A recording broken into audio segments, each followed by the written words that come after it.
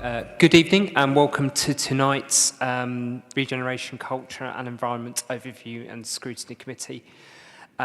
We're here tonight, so the first item on the agenda on the 21st of January is, are there any apologies for absence? Councillor Galvin? Yes, Chair, Councillor Etheridge. Thank you.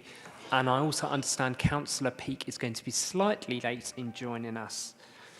Okay, on to the record of the meetings. So can I sign the record of both the meetings held on the 12th of December and the 19th of December as correct? Is that agreed? Thank you. Okay, are there any urgent matters? I don't believe there are any. So on to declarations of disclosable pecuniary interests and other significant interests. Are there any declarations as such? Okay, so on to agenda item 5, the attendance of the portfolio holder for housing and homelessness. Councillor Lou Prenter, would you like to come and join us?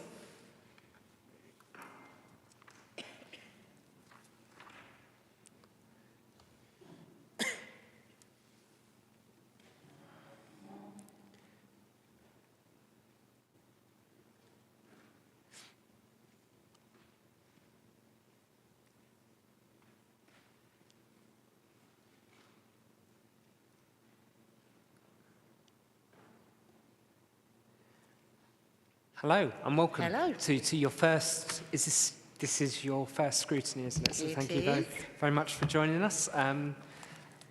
Would you like to make any introductory remarks? I would, yes. I'm just going to quickly switch on.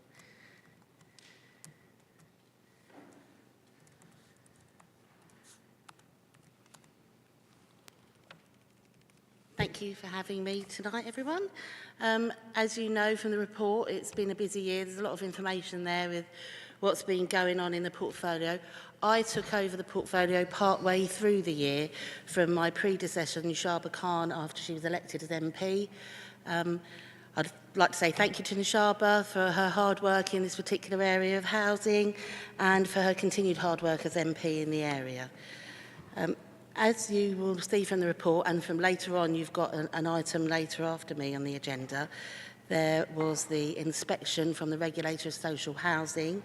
I just wanted to say, yes, we had a C2 rating. You can discuss that more in your questions and later on, but I just wanted to pass on a huge thanks to Mark Becks and the whole team for all of their work to achieve this rating and for the continuing hard work, both before the inspection, during the inspection, after the inspection, and with the regulators it's ongoing, because it's a lot of extra work, but it's well worth it to show the good work that they're doing for the residents. I also am confident that we will achieve that C1 rating with the hard work and effort that's going on, and will continue to happen, not just to keep the rating, but also to achieve the best outcome for the residents. My thanks also go to the other officers across the rest of the portfolio, because it is quite wide, and they all work very hard, so my thanks to them. I want to highlight some achievements that you will see throughout the report, particularly the homelessness and rough sleeper strategy, the legislative theatre project that was talking about homelessness, the reduction in nightly paid accommodation, the launch of One Medway Lettings Agency, the big door knocks that go on through our social housing tenants throughout the year for 11 months of the year, and the launch of the Medway Social Value Project. With that, I will stop and pause for any questions. Thank you. Thank you very much. Any members like to come in at all? Okay, Councillor Lawrence. Thank you, Chair. Thank you, Luella. Good to see you. My first question is a really simple one. Are you actually enjoying being the portfolio houser for housing? Yes, I am. Excellent. Good news. There's a lot to learn. Yeah, But all predecessors, not just Councillor Carr, but all those before. It's a wide portfolio, and it's a lot of work, but it's a lot to learn, and it's a worthwhile portfolio, I think. I'm sure they all are. Everyone will say it, but I feel like this one is particularly. No, I agree. I mean, every time I read a report on the housing side, I'm I'm learning something new, and there are more figures than you can chuck a stick at in the housing HRA report, as we'll discover a bit later on. I've got a few questions. I'll just take them one at a time, because otherwise they tend to get lost, and I don't always get the answers to some of my questions. But I'm really concerned about the Renters' Rights Bill, particularly from the section on temporary housing. We've seen an increase in the demand for temporary housing, particularly because of a flood of Section 21 notices. I'm just wondering what your thoughts are on what's the immediate impact of the Renters' Rights Bill going to be, but what's going to be the medium-term impact on the Renters' Rights Bill? I feel the Renters' Rights Bill will have a positive impact, because all good landlords shouldn't be worried about the Rights Bill, because they're already doing the things, the Rights Bill, all those items like the Section 21, no fault evictions. Those good landlords are not affected by that. I feel the majority of landlords are good. Reform in the sector is long overdue, and ultimately the reform will help people stay in their homes for longer and help build the communities where they live. So I do feel it will be a positive. It takes away the fear that people have of feeling they might be evicted at a moment's notice. So if that's true, you're not expecting a reduction in the private sector housing available to rent in Medway? Do you have evidence that people are going to be I'm asking you the going to question, believe it? Luella. Yeah. I think the rental properties that are in Medway that we have are unlikely to just be. They're not just going to be sold off to someone who's not going to rent them out. I mean, unless you have evidence to dispel that. I'm asking you the question, what your view is on that. That is my view, yeah. So you don't expect to see any decrease in the number of properties available? Okay, that's great. There may be, but I would say it's fractional. It will be like any other person who decides to sell their rental property for whatever reason they choose. Yeah, I mean, it's just that the worrying thing is the big increase already for Section 21 notices before the Renters' Rights Bill becomes law. And it's having a big impact on Medway already, isn't it, in terms of the amount of the demand on temporary housing?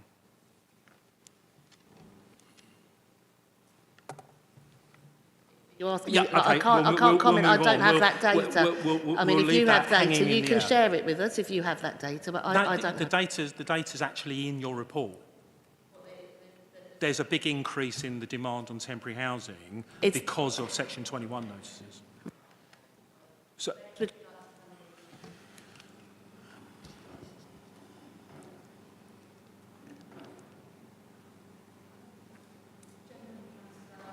So there's a mic issue.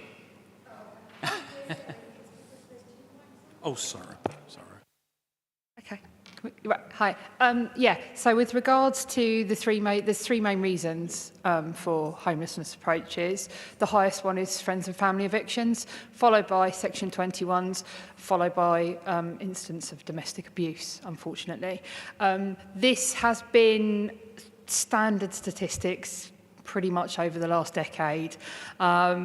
We might see a slight increase in Section 21s, but the team have got a number of things in place as part of our temporary accommodation reduction. We've also got one Medway lettings, but also there is a working group that's being set up because it's not just going to affect Section 21s. There's a number of other items within that bill that are going to have an effect on us as a local authority.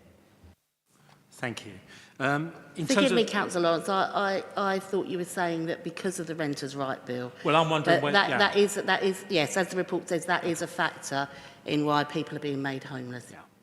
Yeah. Just in terms of the Rough Sleepers Initiative, I think we had a report to the last committee about the actual what's going on, but have the government confirmed the funding for Rough Sleepers going forward? Yes, they have. And Medway's allocation compared to last... I think we've got £1 million more. No, it's the same as the last time.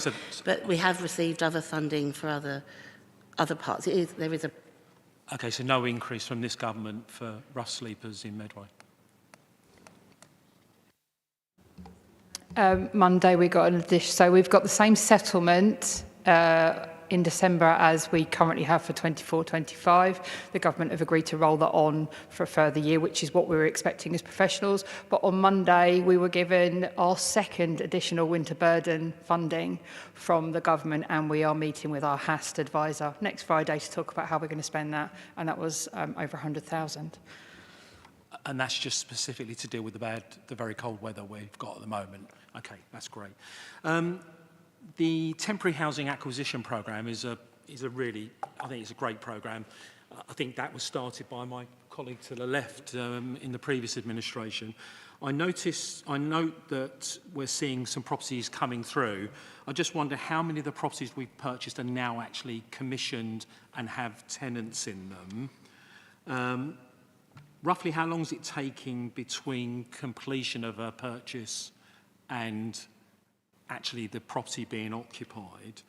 And I recall, I know there's a target of 150 houses, but I think you guys had managed to find some other funding, so we'd end up with about 180 houses. I'm just wondering if we're likely to have purchased all of those houses in the current year and them all being on stream. As you know, it's a 2-year programme, so we're sort of halfway through now. The current pipeline is at 147. So so you've got some figures in there. The most recent figures that we have are that we have 14 exchanged and completed. Currently, there are 5 with legal. So I mean, there's obviously due diligence. There's lots of things to go on.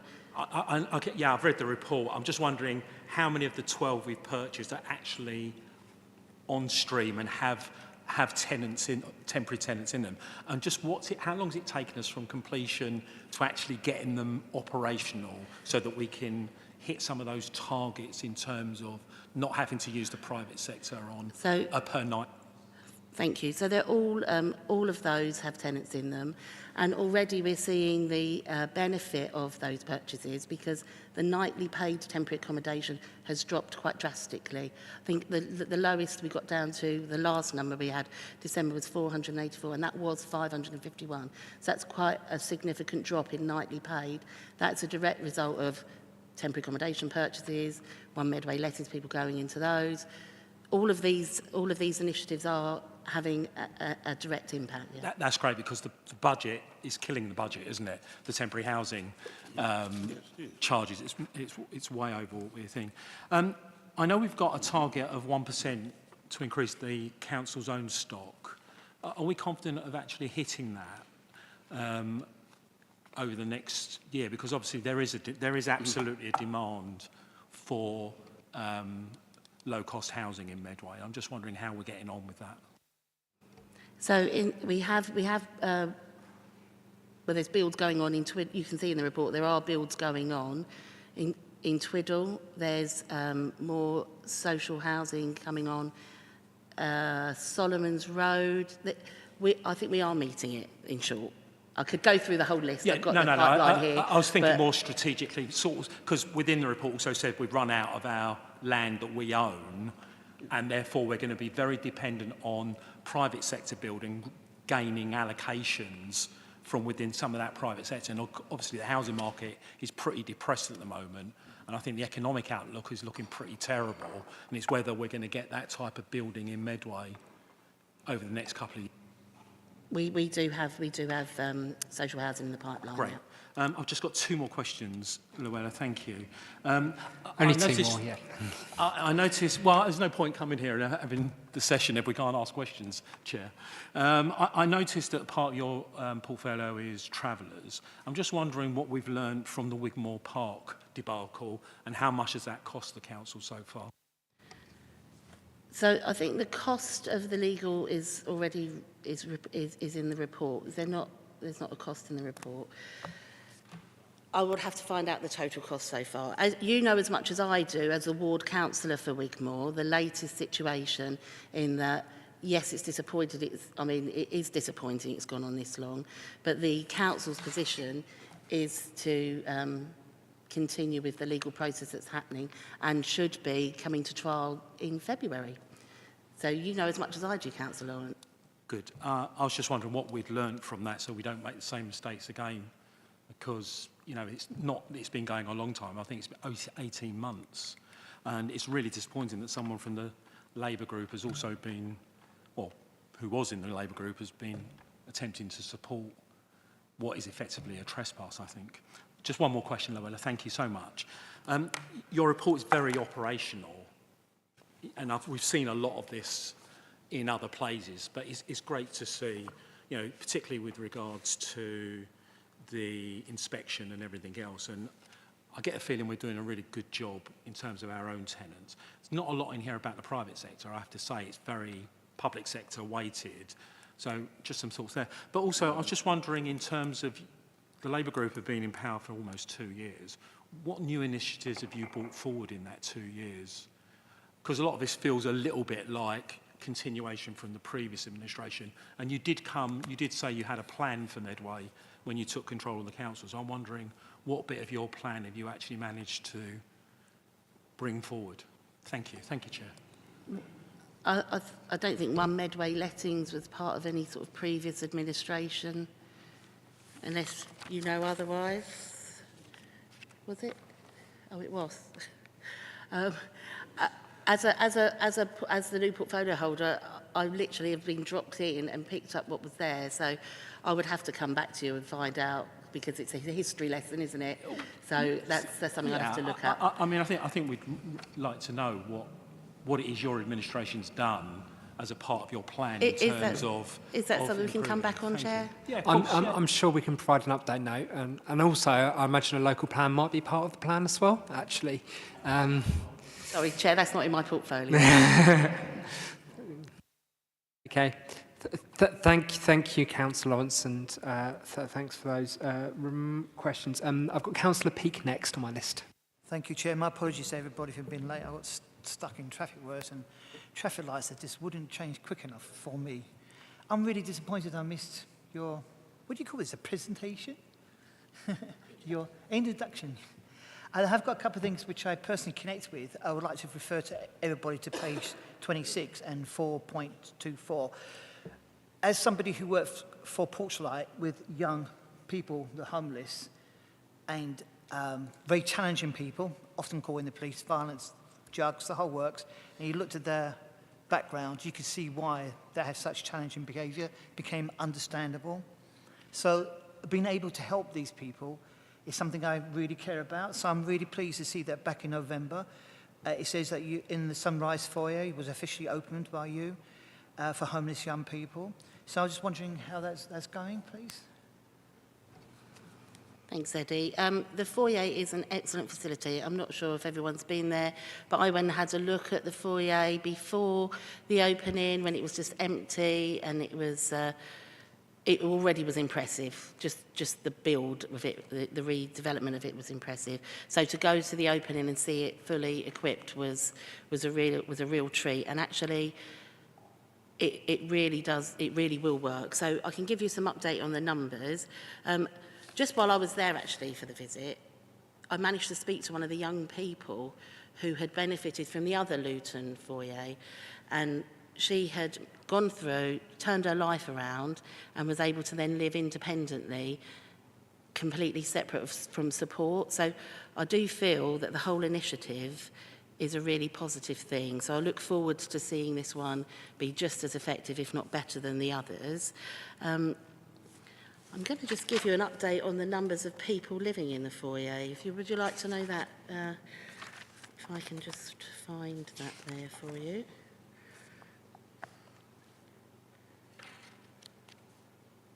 So it was 4 point... Right, so there are now 5 officers in post because it only opened in December. So they've got the final position to be filled in February and March. They're the support officers that are helping the young people there. There are currently 9 residents and 2 more are due to move in next week, with the aim to have 20 by the end of January and it's to be fully occupied by the end of February. So that it will be completely filled by the end of February. I should say a huge well done to the pupils at Luton School, because they actually named the Sunrise Foyer, which is, I mean, it's a great name, New Dawn, for those people that are living there. So that was a competition that was carried out by the local school children, and yeah, it's a great name. And I just want to comment, if I might, Chair, just about the relationship with MHS. We have a good relationship with MHS, and you may know that the Chief Executive, Ashley Hook, is going to retire shortly after working with Medway Council for over 20 years. So it's just a thanks really to Ashley for all of his work and contributions to Medway Council, and also to wish him a happy and healthy retirement. Did that answer your question? Chair, I've got a second question, thank you. Again, something that's really personal. I'm referring to homeless strategy, and I want to say why it's personal, because I think these makes it real. So as somebody who used to own a business with a lovely, great, beautiful villa and private land, you know, the full works, I immigrated back to England. I ended up being homeless as a middle-aged man. This was not a life choice. I want to emphasise that, as one politician said.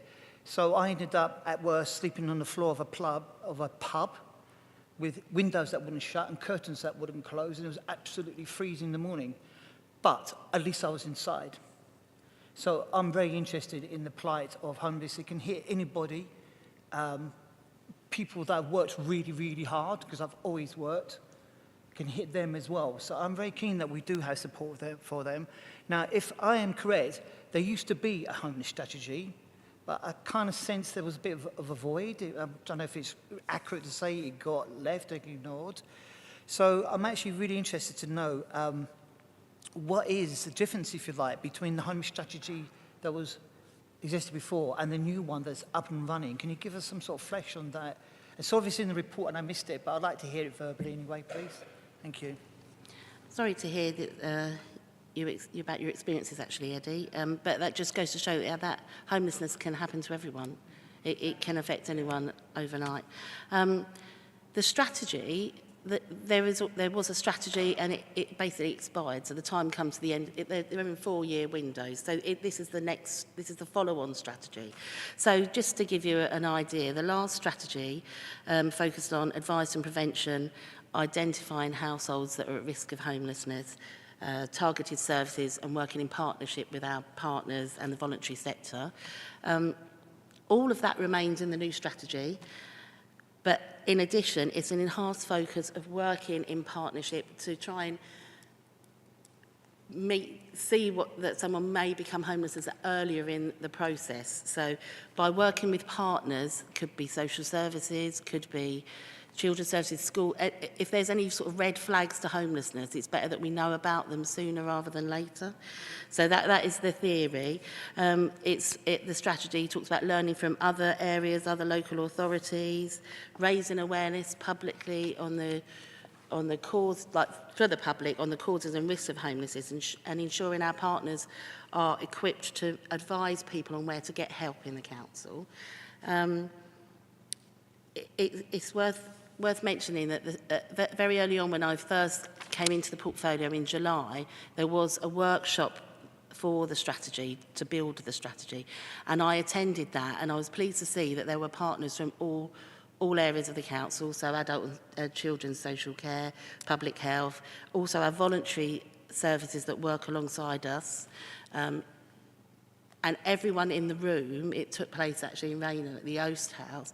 Everybody in the room was contributing with ideas on how to react to homelessness earlier on in the process, and that is all fed into this strategy, because homelessness is everyone's problem, isn't it?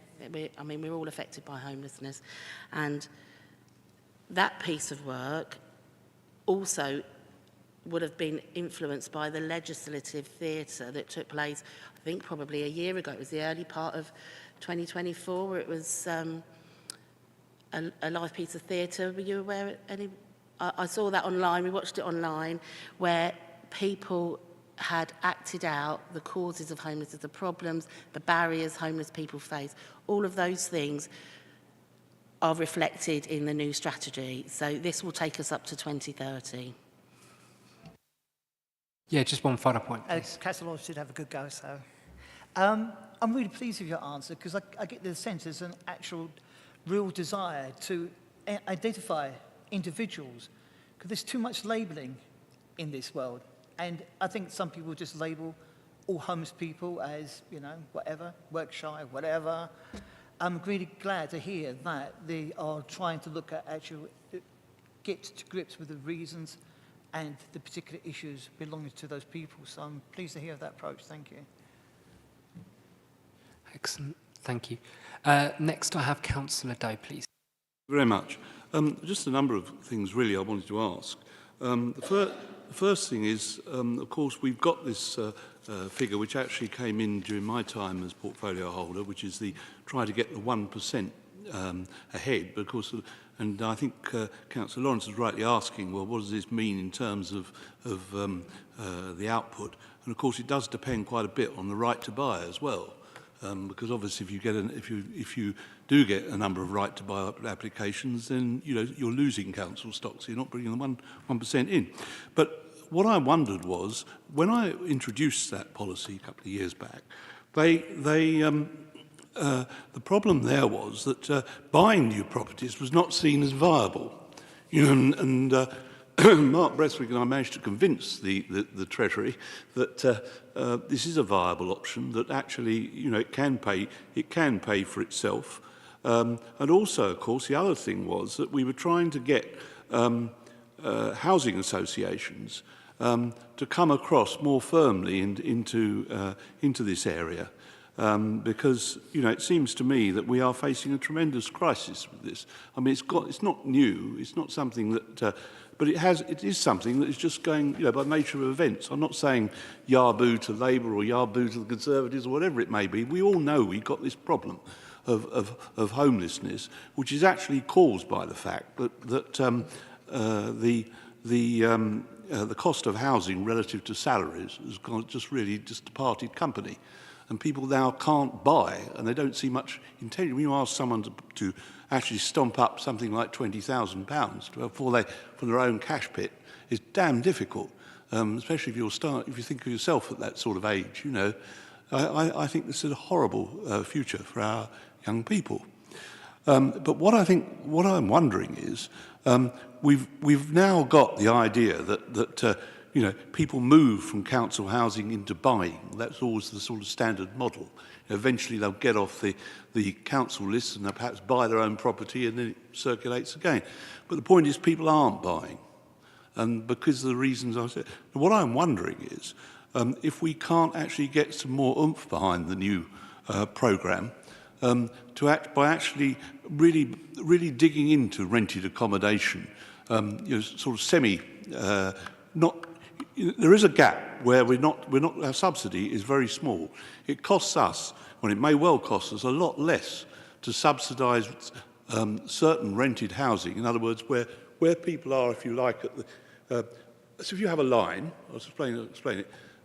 Over that line you buy, below that line you can't buy. Let's put it in simple terms. If we get to people who just perhaps are slightly shy of that, or taking that top piece, it'd be very much easier, and possibly even could be profitable, to get those people into new rented accommodation. And I wondered if there isn't a proper initiative that we could actually really get stuck into to provide that kind of rented accommodation, on the assumption, as I say, that people are now, I think in the present generation, not looking to rent for a few years and then buy. This is what's happening all over Europe. People have always rented housing. It's not, but we never have. We've always had this obsession with buying.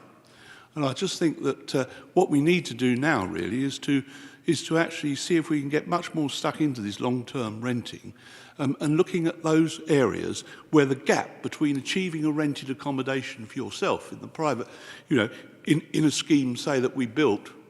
I'm not talking about schemes for a city centre, I'm talking about things on the outskirts and that sort of thing, where the prices by themselves are probably going to be lower. And I think we should try to get, I just wonder whether we could look at this and see if we can get some more steam behind that particular programme. The other thing is acquiring properties, where we also, as I say, we have people in temporary accommodation, and potentially I can see a number of people remaining in that temporary accommodation for years, if this demand curve is not beaten. And I think that what we have to do is to consider this type of housing, sub-market renting, but not quite in the way the council does it. I think it can be done in the private sector, because basically we don't have the capital. And I think that the private sector does, but it will only do it where it's getting a certain amount of profit out of doing it. But I think if you look at it, it may end up that you're paying a lot less per week to deal with that type of housing than you are by simply subsidising people in what often aren't particularly brilliant properties anyway. I mean, there's only so much you can do when you buy older housing. So, you know, I just think that we need to look at this to try to be inventive because I know that we've got a very good housing base in terms of people who come to us for housing. We examine all the alternatives. The housing options are really first class. In fact, I must say that I was a bit disappointed with the report which gave us the rating it did, because I think we're better than that, actually. And I don't think that's just my view. The second thing I'd like to just ask is the question of that Councillor Lawrence alluded to, which is the site up with what was the old coach park.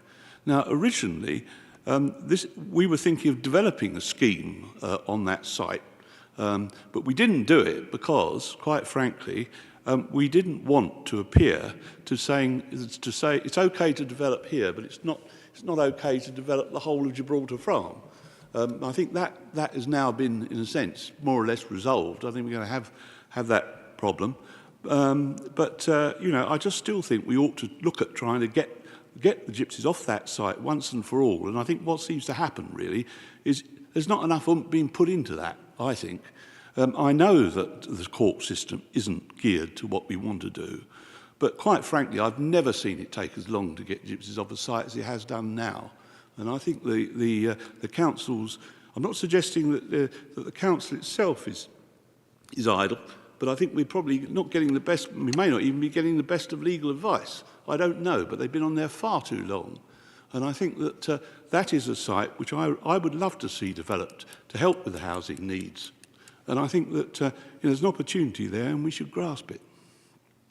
Well, I welcome your comments on that, on both things. Thank you. So, as you've just finished on about Wigmore and the coach park, I'm not in a position to comment about the standard of legal representation the council has. However, as I did mention to Councillor Lawrence, it is an ongoing process that we hope will be finished. Well, the trial is taking place in February, so we hope to have an outcome. In terms of its development, that is really a matter for the local plan and whether that comes up as a site for development. So again, not in my portfolio. Back to the social housing, I would definitely want to grow the social housing. It gives us a much better control over the properties and the conditions of those properties. I know that MDC are directly letting straight on Chatham waterfront. What was your actual, was there another part to the question? Sorry, Councillor Doe, could you turn the microphone on, please? The other part of my question is quite simply this, that I do believe that we could produce a better rental model than we've got at the moment in order to get rid of some of the people being stuck in temporary accommodation, because I'm very worried that, frankly, the numbers have gone up, they go on going up, and at the same time, the market locally is just not dealing with it. It has no financial incentive, really, to deal with it, as with the market being the particular place it is. And if we don't take the initiative and do something, then I think those figures are going to be extremely embarrassing for everybody. And rightly so. But I'm not so much worried about whether they give us a little bit of embarrassment. I'm much more worried about whether people are actually going to stay in these sort of half, or almost sort of twilight accommodation or no accommodation for years, because we just haven't got the capacity, because we haven't invented the capacity to deal with it. And I think we're very much at that point. I don't think anyone should ever be any doubt about this. We are in a housing crisis locally, and I think we've got to make sure that we respond. I think we need to up our effort even more. I really do. In terms, I did mention to Councillor Lawrence, we do have a social housing pipeline of properties. I've got a list here of properties that are coming to the fore that will be social housing. There are, through the local plan, there will be properties that will develop and be available for people to purchase, as you say, going forward, because the local plan's going to offer a mixed set of property for first-time buyers, people, families, across the board, amongst other things like education. But again, that is Councillor Curry's portfolio. Bex and Sunny may have more to add in terms of the Sunny for MDC. If there's, I mean, you can see the Chatham waterfront development, and there's Garrison Point. They're all available. And Bex might add some more regarding the social housing that I haven't already said. With regards to the social housing, the 1% that's in Councillor Prenter's report is our own stock, and we are on target with that. We've got 44 coming on imminently this spring, plus a number of other properties, because we're on phase 5 and 6 of our development. Yeah, we have exhausted our own Medway Council land at the moment, but we're also very competitive, so we will go out there. We've grown our team, so under Luella's portfolio, the team has grown from 2 to 4. So we've got 4 members of staff now that are supporting both acquisition and development. We've bought a number of new builds, both for the housing revenue account and also for our temporary accommodation. We've got some really good partnerships with particular local developers that we're working with as well. And we're also working with social care to support provision around that. While we do have a number of households in temporary accommodation, the team have worked extremely hard, particularly over the last quarter particularly. We've reduced it by nearly 75 households. Most of our families and most of our households in TA are in temporary accommodation less than 14 months. And also in the report, Luella has highlighted that we also work really closely with our registered providers, because as part of the development team we do an enabling, so we ensure that we are getting affordable housing via section 106, but we're also getting a number of additional sites. So there is a site that MDC are working up with my team, and that will be a total affordable housing site. And so it's just, we are building those bridges, but I do understand Councillor Doe. And we've also got additional funding. So the funding that Councillor Lawrence, you mentioned, which is the local authority housing fund, has allowed us, we've done 2 waves under Councillor Khan and Councillor Luella, and we've just put an interest for a third tranche of this money. That money allows us to extend our TA acquisitions because we are excluded from stamp duty, but it also allows us to increase our social housing as well. And we've also got a big going in under the Affordable Homes Programme and waiting to see what the spring budget will bring. So, yeah, we are moving in the right direction, I feel. Thank you. Thank you very much. Yeah. In that area, in your contribution, Councillor Doe, I think you mentioned a certain word. I think we refer to travellers in our documentation, or Gypsy, Roma and traveller community, rather than just one specific word, because some people can misconstrue that. So obviously I'm sure you didn't mean offence there, but it's just clear that we need to be inclusive of all communities. Can I just pop in just one quick question? We talked around some of the developments of new HRA stock. One thing I like to think about as a councillor in Strood is a lot of that stock tends to be in the Gillingham area. And what I want to probably ask this question before this committee, but is there any aspirations to make sure that we're widening our future HRA stock? I know in my ward that there are particular needs, and there may be some sites available in future, hopefully, but is there an aspiration to broaden new stock across the towns? Well, as you know, historically, all of the local authority housing in Strood, Rochester, Chatham were sold to registered providers, and they operate those. But as I've said, I'll keep referring back to my comment to Councillor Lawrence, there are properties in the pipeline for HRA, and they include properties in Strood. That's a really good positive answer. I'll go to Councillor Galvin now. Thank you. Thank you, Chair. First of all, Chair and Committee, I must apologise. I should have made a declaration of an OSI in item 4. I'm a private landlord here in Medway, but I intend not to ask any questions on private rented sector or make any comment on that. So, and that is on my register of interests that I am a private landlord. So just ahead of that, is there anyone else who wants to register a similar interest at this man? Let's proceed, say. Thank you, Chair. First of all, before I ask my question to Ella, I was delighted to hear from you that the new foyer in Luton has been a success. That's really, really good news. And I'm also absolutely delighted that you took no notice of Councillor Osborne, who was vehemently against that scheme. So well done for ignoring him. My first question is, could you let me know, and obviously, what's the progress on the Upper Mount scheme, please?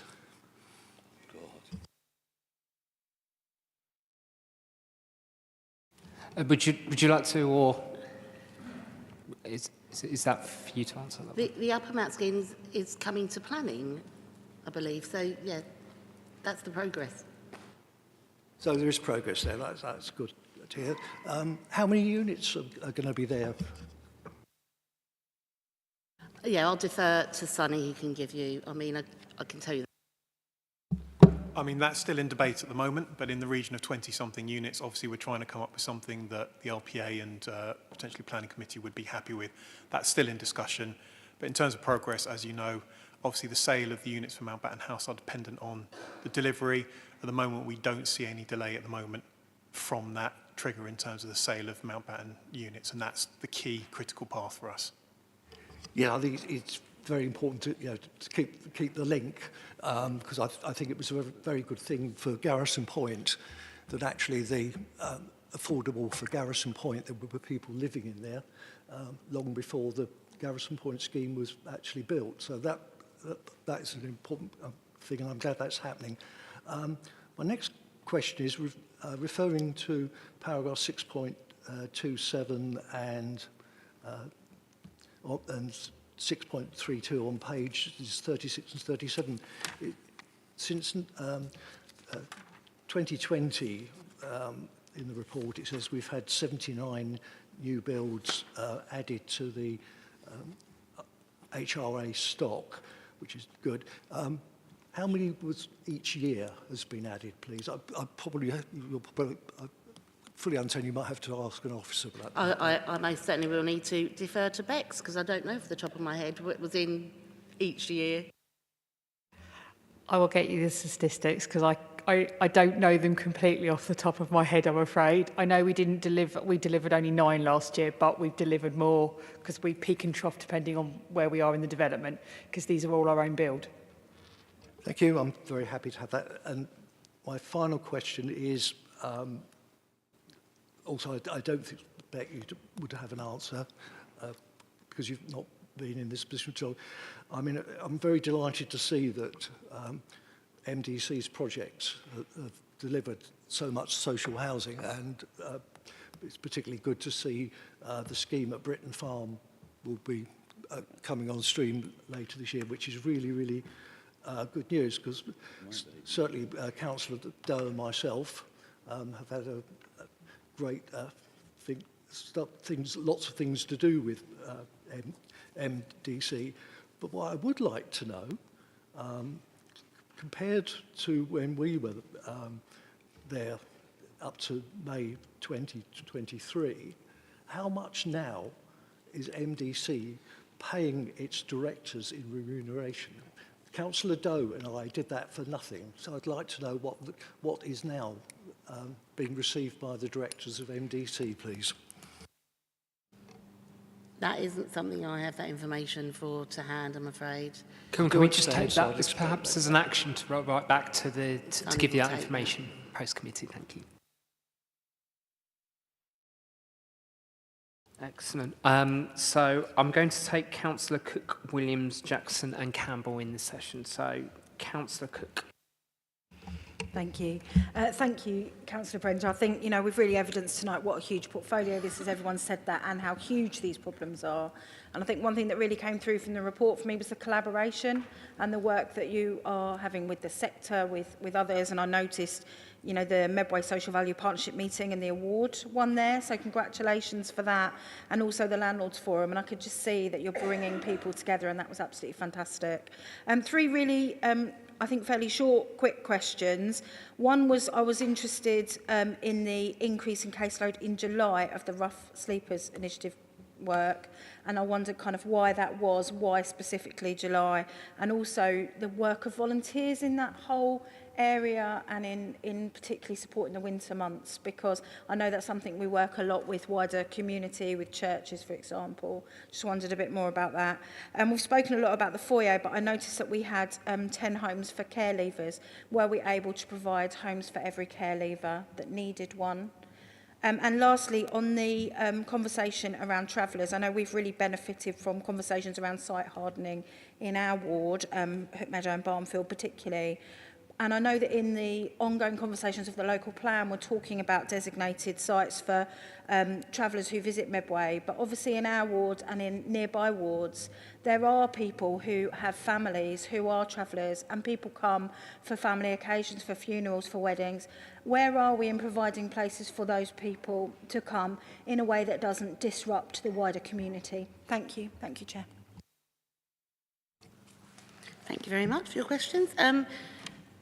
As I've mentioned earlier, traveller sites and the potential for traveller sites, or even a temporary traveller site, will come under the local plan.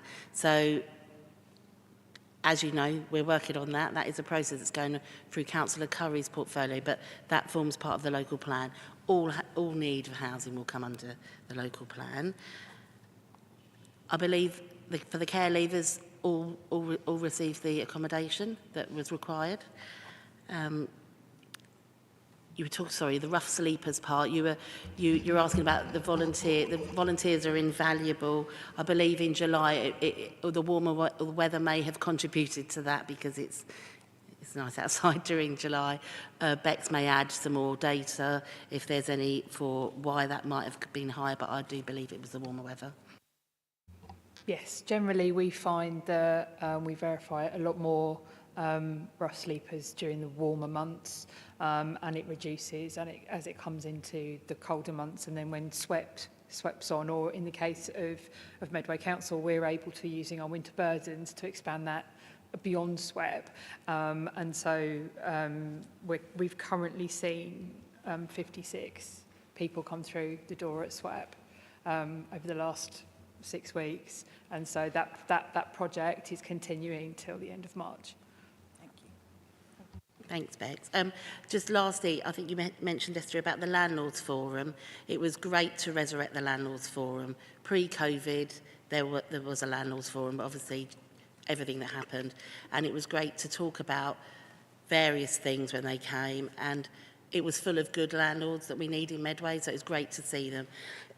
There'll be another one coming up soon, and I hope that just as many, if not more, turn up for that, for advice and just to network, so they're a positive thing. Thank you. Councillor Williams. Yeah, thanks, Chair, and thank you for your report. Some of my questions have been answered already, but page 28-29 on the tenant satisfaction survey, satisfaction with complaints handling was only on 32%, and also satisfaction with antisocial behaviour cases only 50%. Is there any reason behind this, and is anything being done to address that? Those were the areas that were highlighted in our inspection, and they are two of the main focuses that we're addressing. There were staffing issues, there were customer service issues by the providers that do all the maintenance and repairs. They had short staff. They've now filled those roles for their customer services managers. Bex may be able to add more, but they are definitely those two areas are definitely the focus. There's been staff training, I know, within the council, but let Bex give you a bit more of an update. Both the two areas highlighted nationally are much lower performance. At the moment, we're waiting to see the outcome. They've just published the outcome of the first round of tenant satisfaction measures.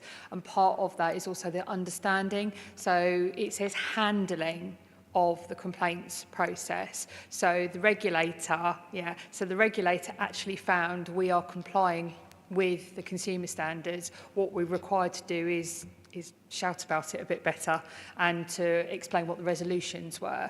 What it is generally when people read complaints and handling, what they read is complaints and outcome. And so if we have done our due diligence and we've completed our complaints in the appropriate corporate and our own housing ombudsman process, then that's a completed complaint. It might not always be a positive outcome for the complainant. And with regards with antisocial, we do have a complaints continuous improvement plan, by the way, as well. And we've also got an antisocial behaviour continuous improvement plan. We noted from the last one that we were having issues with regards to our antisocial behaviour. So we're just about to recruit a new apprentice. We've just recruited a new officer because our previous antisocial behaviour officer has gone to elsewhere in a positive approach. And we're also doing new training. We hold a monthly legal workshop with our legal team and our staff. And we're also looking at some new ICT solutions as well. So yeah, we're acutely aware that we've still got work to do on that, and that is part of our continuous improvement plan. Yeah, thanks for that. I see you've got some plan in place. Now, just that the figures were a bit worrying, a bit low, but I look forward to seeing them come up a bit. Thanks very much. Thank you. Okay, Councillor Jackson. Thank you, Chair. A lot of my questions have been answered as well, but I'm still going to go for it. As you said about the travellers, it was my understanding that one of them at the beginning, the main problems is that there was no sites there wasn't a local plan, and so there was no work, so we had to deal with the issue because the local plan wasn't in place and there was no other sites. So that's one.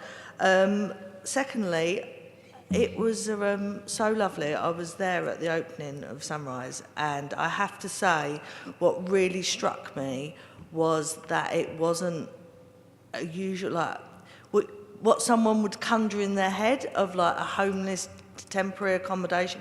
It was amazing, and the quality of the flats was brilliant.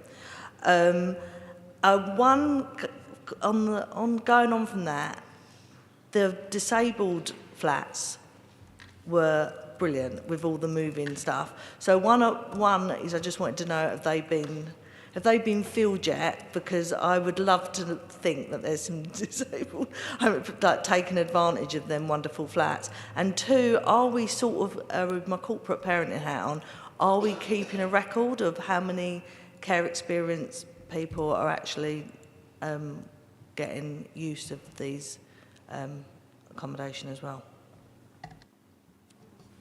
Thank you. I'm not sure if I don't have that record. I'm pretty sure that the officers will know, or at least be able to provide us with the information. But I would say the situations that people find themselves in that need to get there, it may be the case. With the disabled, the accessible flats, I'm not sure if they're part of the 9 that are in there, but by the end of February they will be filled because they're one of the 30. So in no time at all, the whole place will be filled and put to full use. And yeah, I agree again, it is amazing. Did we want to just provide that information you've requested as a potential note following this meeting? Thank you. Yeah. I just want to say, I can't believe how good it was. Like when, just walking around there, it was just like a flat, wasn't it? It wasn't as you'd think a homeless shelter was. So good work to everybody involved. Thank you. So the last speaker in this section, Councillor Campbell. Thank you. Yeah, it's been interesting to hear everything, and yes, several of my points have been addressed. But I just want to say, Councillor Prenter, that I actually see a huge amount of work in this report, a huge amount of serious work in supporting some very vulnerable people. So that's pretty evident. It's a little disingenuous for of my colleagues across the aisle to suggest that somehow miraculously we can deliver amazing things in just under 2 years. It doesn't work like that, and you know that very well. There's two parts to running a successful service. Of course, we need new initiatives and new ideas, but we also need them implemented effectively. And I see a lot of that here under the leadership of Councillor Prenter. Some great achievements have actually been delivered, and I think that's worth commending. The Renters' Rights Bill, I was quite confused how, I mean, that can only be a good thing. In what universe is there a negative attached to that? If people, not just for Medway, but everywhere in the country. And if you feel landlords are going to kick tenants out because of the Renters' Rights Bill, then those tenants need our support to find stable, safe housing. And that's quite rightly, we should be doing that. And then the system needs to be changed so that that situation does not arise. So this is where the government initiatives will actually change the landscape for local governments in time. Obviously, in the short term, there'll be a few issues, but I'm sure we'll overcome that. And also, paying a wage to professionals for running companies, also a very good thing. In my book, and I'd like to think in all reasonable people's books, we can't rely on, volunteers to do serious business like that. But yeah, just a few things that amused me. I do want to congratulate you and Bex's team here. There's some great things here. 1 Medway lettings, fantastic. Purchase of quite a significant number of temporary accommodation properties. It's really ramped up, hasn't it? And by the end of January, we're looking at quite a good number of properties acquired there. The legislative theatre piece is interesting. I do have a question on that. And it's good to see that some of that has been recognized outside of Medway. There's also the 1 Medway Social Value Initiative. I particularly like the domestic abuse specialism that you're building up in the team that supports people with housing. And the Landlords Forum, restarting that is fantastic. Can you tell me more about the 1 Medway Social Value Initiative? What actual projects do you see coming out of that? How do you operationally see it impacting and improving people's lives? And also the legislative theatre thing. How many people were involved in that? What was the reach of the project? It's really interesting, and I worked in the voluntary sector and supporting the arts sector. So I think it's great that that link was made and that piece of work was undertaken. But what new information from that informed the strategy that has come out of it? Yeah, thanks.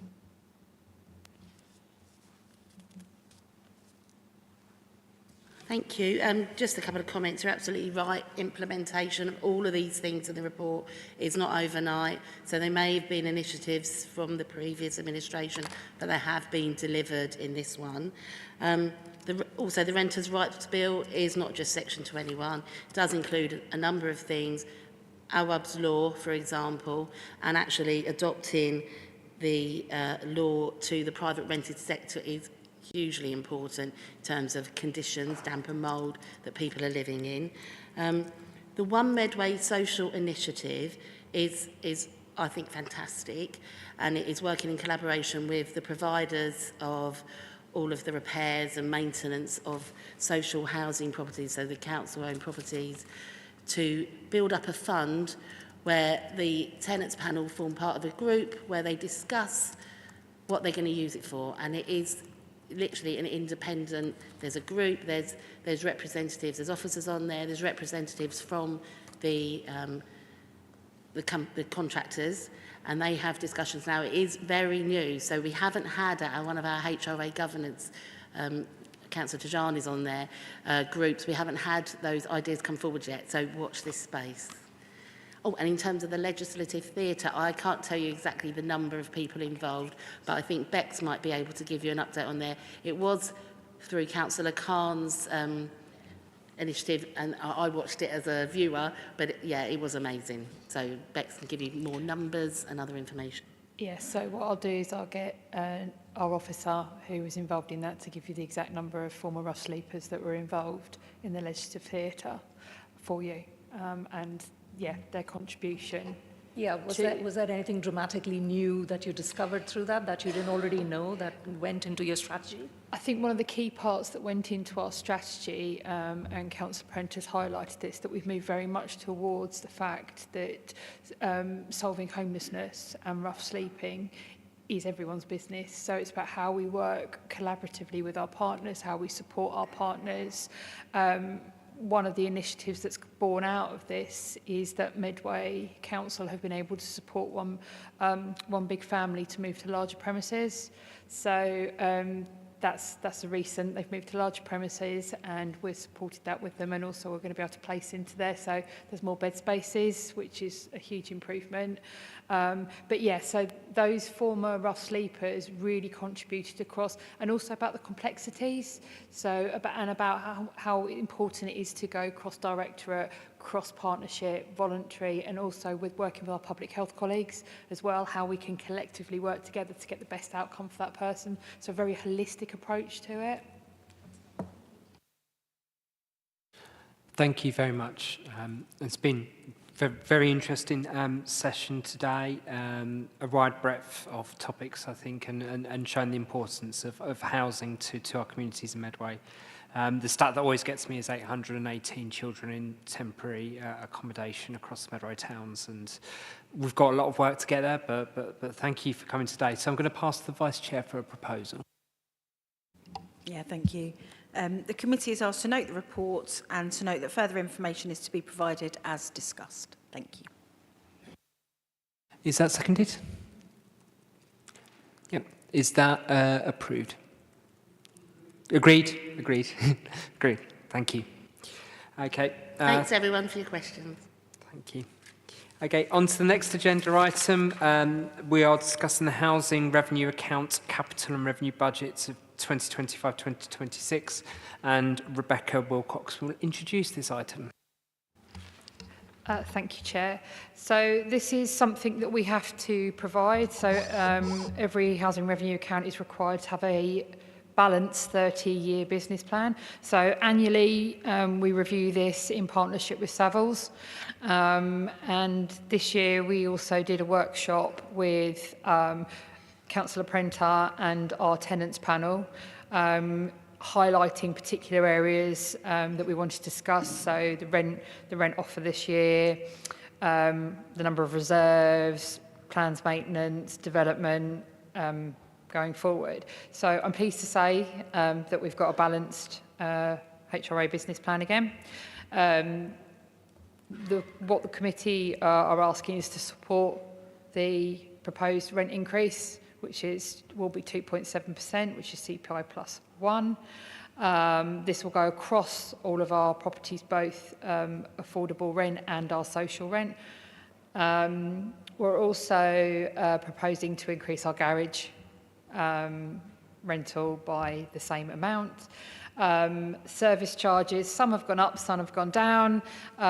These are reviewed every year as required, based on usage and estimated usage. There will be, so Savills have just completed their review of our business plan, so the one with this paper is the previous one, but there is one going to forward with our new bits and pieces in it. And we're also, one of the main things that we discuss with our residents is that we have taken the decision from a recommendation of Savills is to reduce our current reserves. So the HRA for a long period of time has had quite substantial reserves. We've taken the decision to reduce the reserves, therefore reducing our borrowing. So that's had a positive contribution to our 30-year business plan. We're retaining the average and standard practice, which is just under 2% of our annual revenue. And this has allowed to have a balanced business plan for the next 30 years, including all our environmental improvement works that we're required to do. And what we will keep an eye on is just the fact that we are expecting a new decent home standard in the next year. So we will keep an eye on that. But otherwise, all our planned works, all our properties and our energy efficiency work is able to be completed over the next 30 years, plus our build programme. Thank you. Any member? Councillor Lawrence. Thank you, Chair. It's the first time in a very long time have I looked at an HRA account, and I was digging. There are so many numbers in this report. Honestly, where do we even start? So just a couple of concerns. Increase in void management from 0.68% to 1.73%, and the associated loss of rent. Can you just give a very quick explanation of why that's happening, please?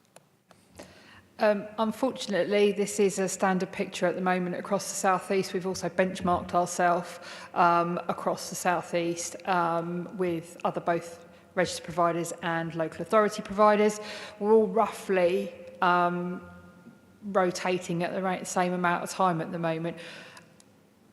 Despite COVID being nearly 5 years ago, it's still having a huge effect on contractors, equipment, and various bits and pieces around there. So what we've had is we've had dips and troughs.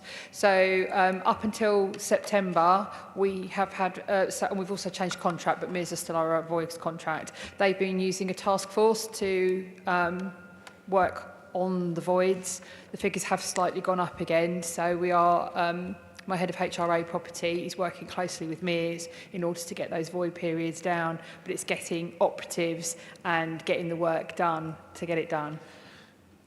Okay, I mean, obviously, we spend a lot of time talking about temporary housing and the demand for housing. Obviously, if we've got more voids, that's having an impact both on the number of people waiting for a property and also the impact on the council's general fund, because obviously we're having to spend more money on temporary housing. I'm just wondering if there is no danger where, no, this is going to sound a horrible question, I don't mean it to be, please don't be offended.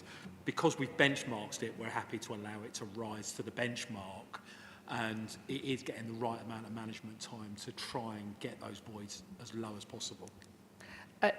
No, we benchmark it because we want to see how we're doing. However, that's not the target that my team has set at. So okay. My team set a 40-day target currently, and they're expected to deliver that. So what is an advantage is that in the summer we re-procured all our contracts. So up until the end of August, any void that came in up until the end of August, there was no linked financial penalties. Any void that came in from the 1st of September, there is now an indexed financial penalty if they fail to meet their targets. So we've completely stripped back and done all new key performance indicators with our tenants involved, and they're much higher expectation on the contractors than we've ever had before. Yeah, but this is an increase on the new year, isn't it? The contract didn't start till the 1st of September 2024. Yeah, okay, but this is 25 and 26 we're reviewing, aren't we? So this is us. What we're hoping is that it'll then push that through because we've not had that. So there are a number of long-term voids as well. Oh, right, okay. So we currently run with a number of long-term voids. So those long-term voids will be where we need to do a full kitchen, bathroom and electrical rewire.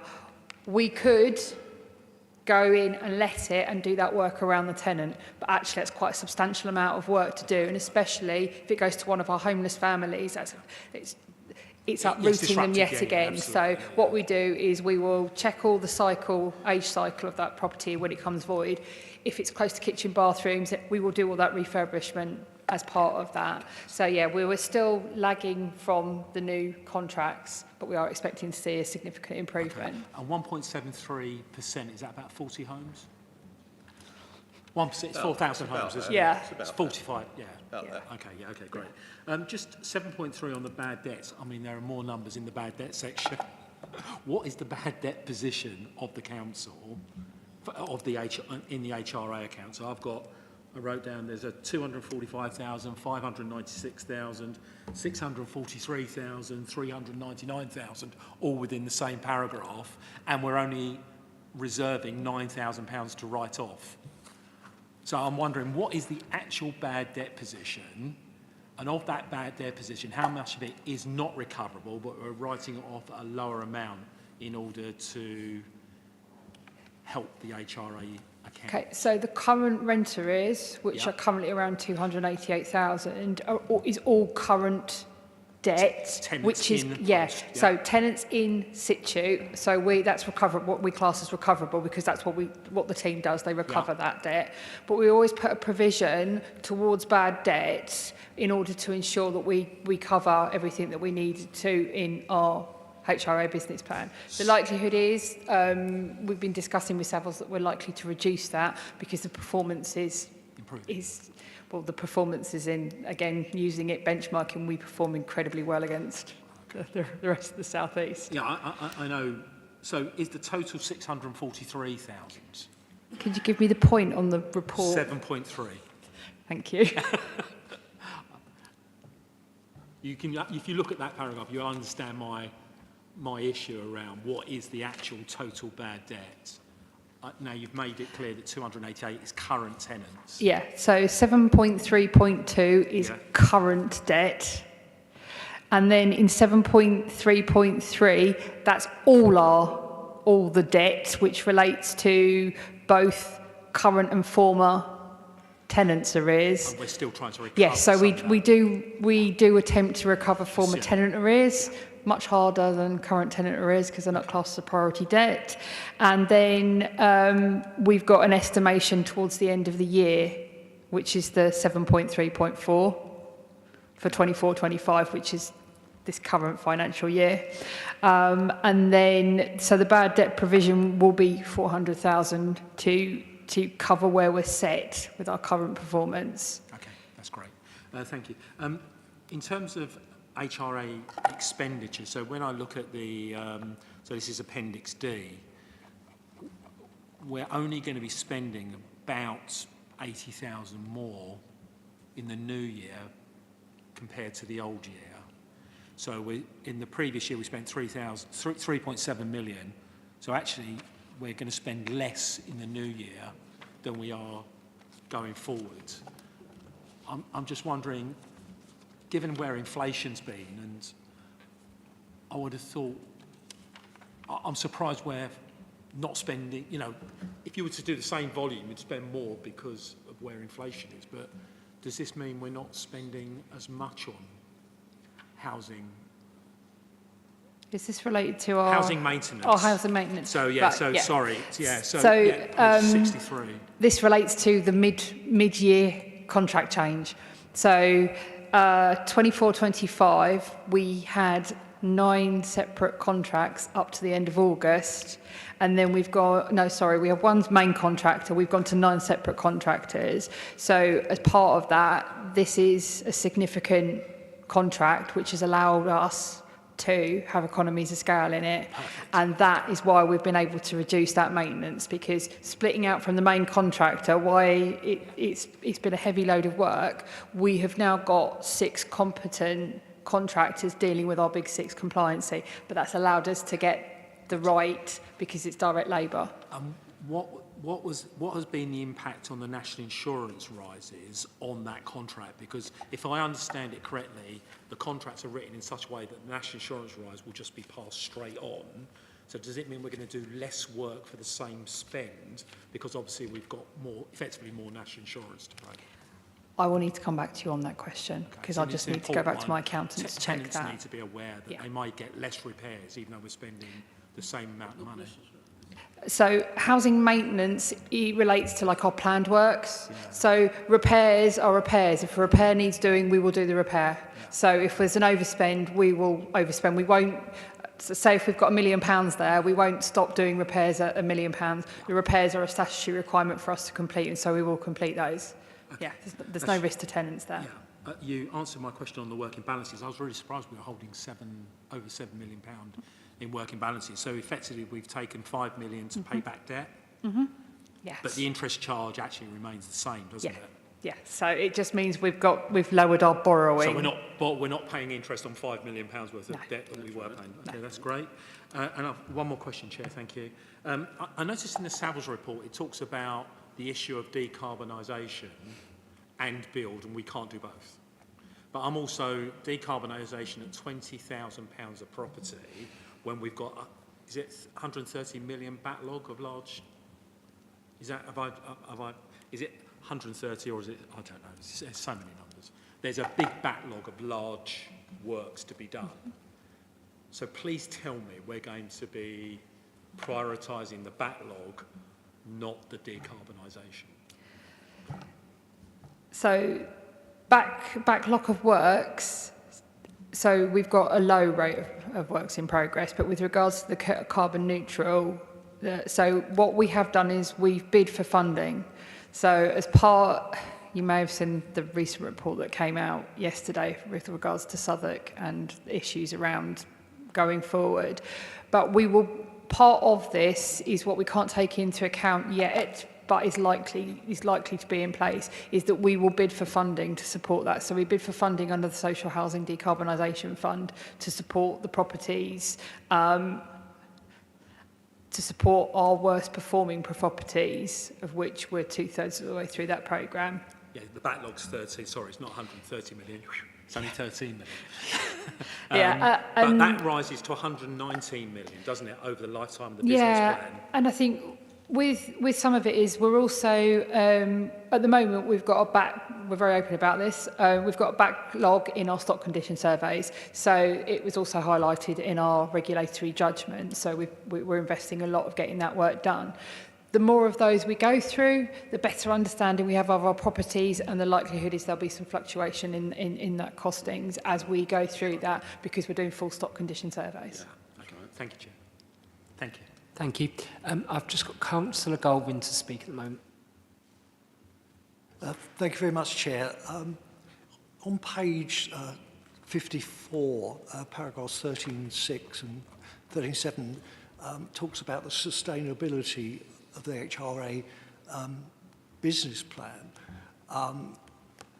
Because of the factors that my colleague has just mentioned, the new build versus the need for putting insulation and the like in. Given the fact that Public Works Loan Board rates are very likely to be going up in the future, not down, the 10-year gilt price has gone up quite dramatically over the last 4 or 5 weeks, as of the other benchmark, which is the 30-year gilt stock, which is the most likely source of the income for the PWLB. So what is could you explain a little bit further as what is the implications on that as to the viability of the business plan, please? So as part of the viability, what we, and there's a current consultation that closed just before the festive period, is the government are consulting on a 10-year rent deal. So at the moment, we've based the assumption on a 5-year rent deal. But we also ran the figures in our working group with Councillor Prenter and our tenants, what our HRA business plan would look like with a 10-year rent deal. It's a much more positive picture for us, which is the national picture, which is why there's a lot of traction around social landlords getting a 10-year rent deal, because it puts us in a more stable position than a year-on-year deal isn't particularly stable for us. A 5-year deal is reasonably stable, but ideally we'd like a 10-year rent deal. So as we go through this, we will continue to work this, because we have to rebench it every year. So it might be that we will have to reduce something, we will have to look at something, we'll have to extend our works programmes. But because we build that into our process, we do an annual review, which we start around October of each year, engage with our residents, and then come through our standard council processes. So it looks like we will be relying on a bit of subsidy. That's what I want to say. Just a slight, I think there's a typo there on page 68 in paragraph 1, where it says there's a call on revenue reserves modelled in the early, then dash. Could you sort of explain what should have gone after the dash? Please. Is it years? What point does it Sorry, So point one on page 68, looking at the graph, it shows that the reserve goes down. And I'm wondering whether that's years. Is that in the Savills report? Or is that in the main? In the Savills report. Okay, I will point that out to Savills and get that amended. Thank you. Thank you. Okay, was there anyone else to speak on this item? Okay, I'll pass to the Vice Chair for a recommendation. Thank you. The committee is asked to make the recommendations in section 1.1 of this report to Cabinet. Thank you. Is that seconded? Excellent. Is that agreed? Thank you very much. Okay, Rebecca, for you again to discuss the Regulator of Social Housing Inspection outcome. Thank you. So this is the outcome of our regulatory judgment. So briefly came in as under the Social Housing Regulation Act of 2023 from April of last year. We weren't expecting to be in the first 2 quarters. We probably weren't expecting really to be till next year. We got our call at the end of Q1 for inspection in Q2. As Councillor Prenter highlighted in her report, the team worked extremely hard for 5 months, collating evidence prior to 2 days of very intense interviewing from a number of officers right up to leader and chief exec. And then they published our regulatory judgment on the 27th of November. It's the second highest grade out of the 4 consumer standards, and we currently still hold the baton with the C2 highest grading in the southeast. It's likely to change come the next round of judgments, but we are still one of the early adopters of that. So I'm really pleased. We've still got work to do. We've got a continuous improvement plan. We are currently engaging with the regulator on a monthly basis. We are expecting that to reduce as we provide them further assurance on the areas that they've highlighted of improvement. The positive outcome was there was no surprises. We were aware of everything. Any member? Councillor Lawrence. Thank you, Chair. I had a really good briefing with Bex and with Mark, and I think we applaud the efforts of officers and all the work that went into this. I know it's an amazing amount of work went in.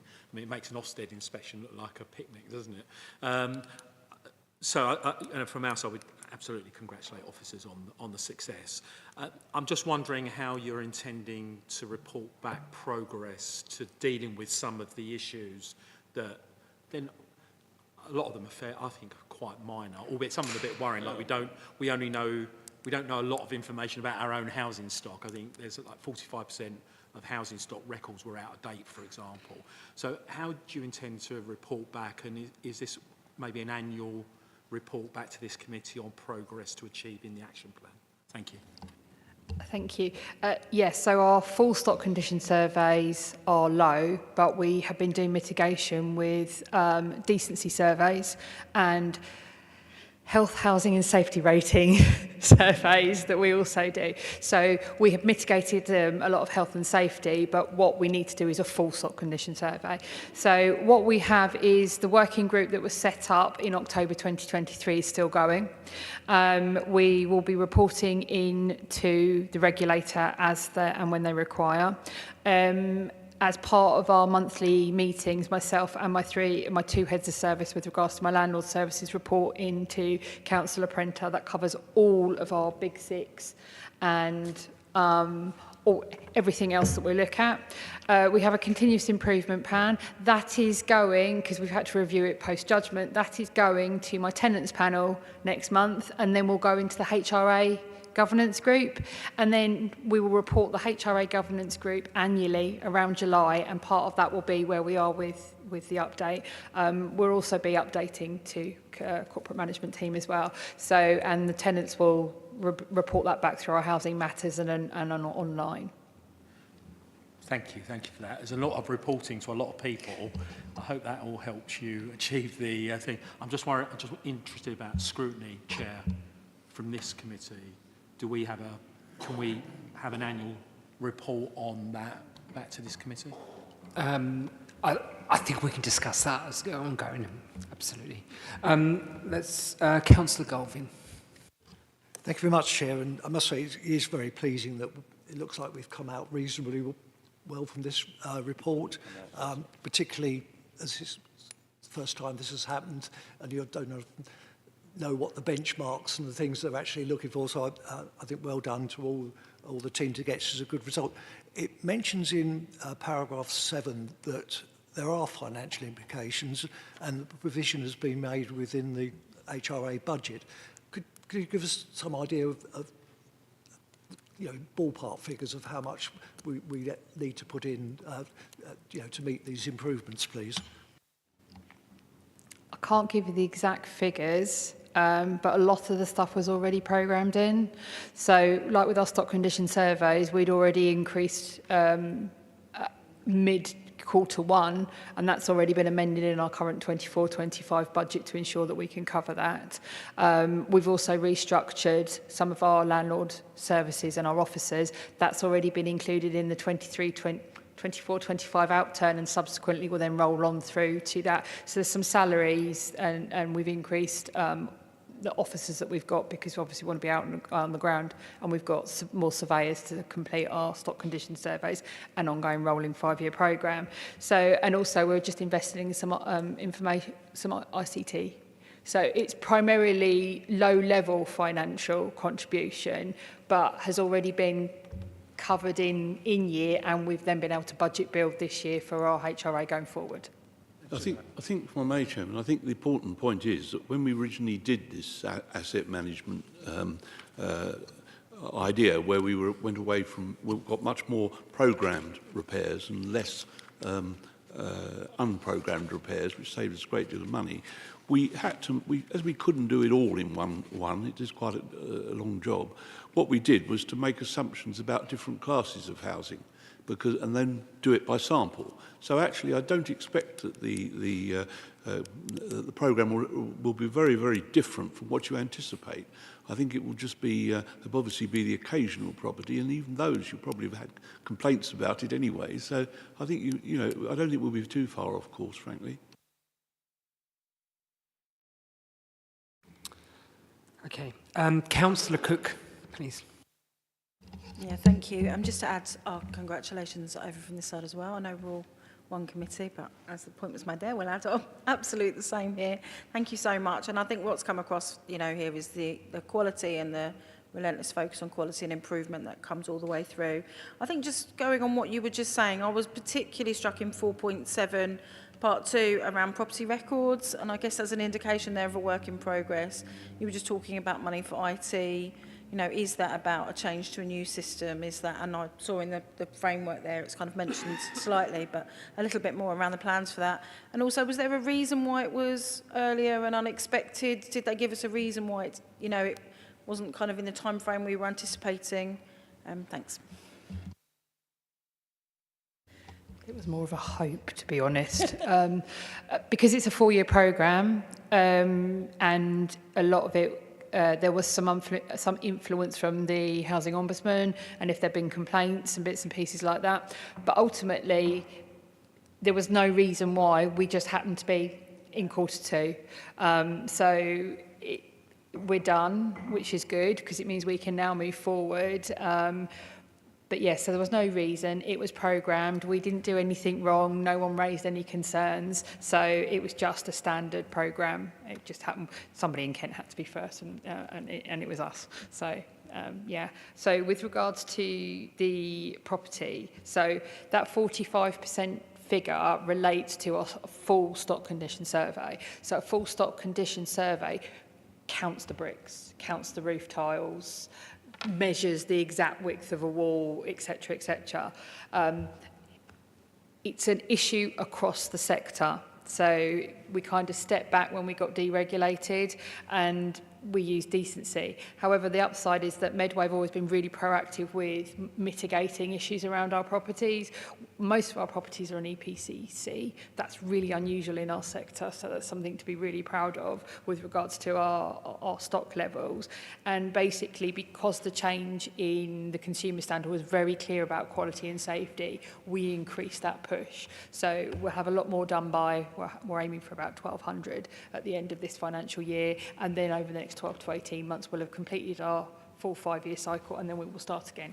That's why we've invested in 2 stock condition surveyors, so that we constantly have that flow of officers being able to go into properties, because there are some tenants that don't let us in initially. So it's about, you know, ensuring that we've got that rolling programme. Thank you. No, that's so helpful to hear the kind of the nuance and the background of that. And I just wonder, with that, in terms of more people, that's really great, but also increasing use of technology, is it something that I'm imagining things are always evolving in that area? Sorry, I missed that bit for you. So we are just in the middle of implementing, so we have NEC housing systems, so it's got all our tenant information and all our tenancy information and all our repairs information. We are just about finishing our asset information transferring over into it. So that's due to finish, all being well, at the end of March, very early April, and that will have all our asset information on our one system. And we're also just invested in a new compliancy module, which is called True Compliancy, and that will be, because we currently track our compliancy on a very large spreadsheet. So we are moving over to an ICT solution to reduce some of the risk. It is not unusual in our sector that we like a large spreadsheet. So yeah, it's moving over so that we reduce that risk. Thank you. Excellent. Thank you. And again, as other colleagues have said, it's very encouraging to see the results of the report, but actually it's even more encouraging to see the areas and determination for improvement in those areas that we've got gaps. And obviously as a committee, our role is to provide that scrutiny to make sure that you're taking those forwards and that we're getting on with the job to make sure we get the highest level. And actually it's interesting to see, I was watching the Health and Adult Social Care Committee last week, and it was a fairly similar report actually. So it's good to see many of our departments in terms of their inspections kind of building a solid foundation but really striving for excellence, because that's what Medway residents deserve. Okay, I'm going to pass to Vice Chair for a proposal, please. Thank you. The committee is requested to note the regulatory judgment issued by the Regulator of Social Housing following a proactive inspection of Medway Council. The committee is requested to note that Cabinet was recommended to support the Continuous Improvement Plan, which includes the actions required to address the improvement areas as confirmed as part of the inspection process. And the committee is requested to note that Cabinet was recommended to agree that Tenants Panel and HRA Governance Group will monitor the progress against the Continuous Improvement Plan, including being able to comment on progress updates in line with the plan at each of its future meetings. Is that seconded? Thank you. Is that agreed? Thank you all. Okay, we're going to have a short break now as we rotate the cast for the second half of this committee.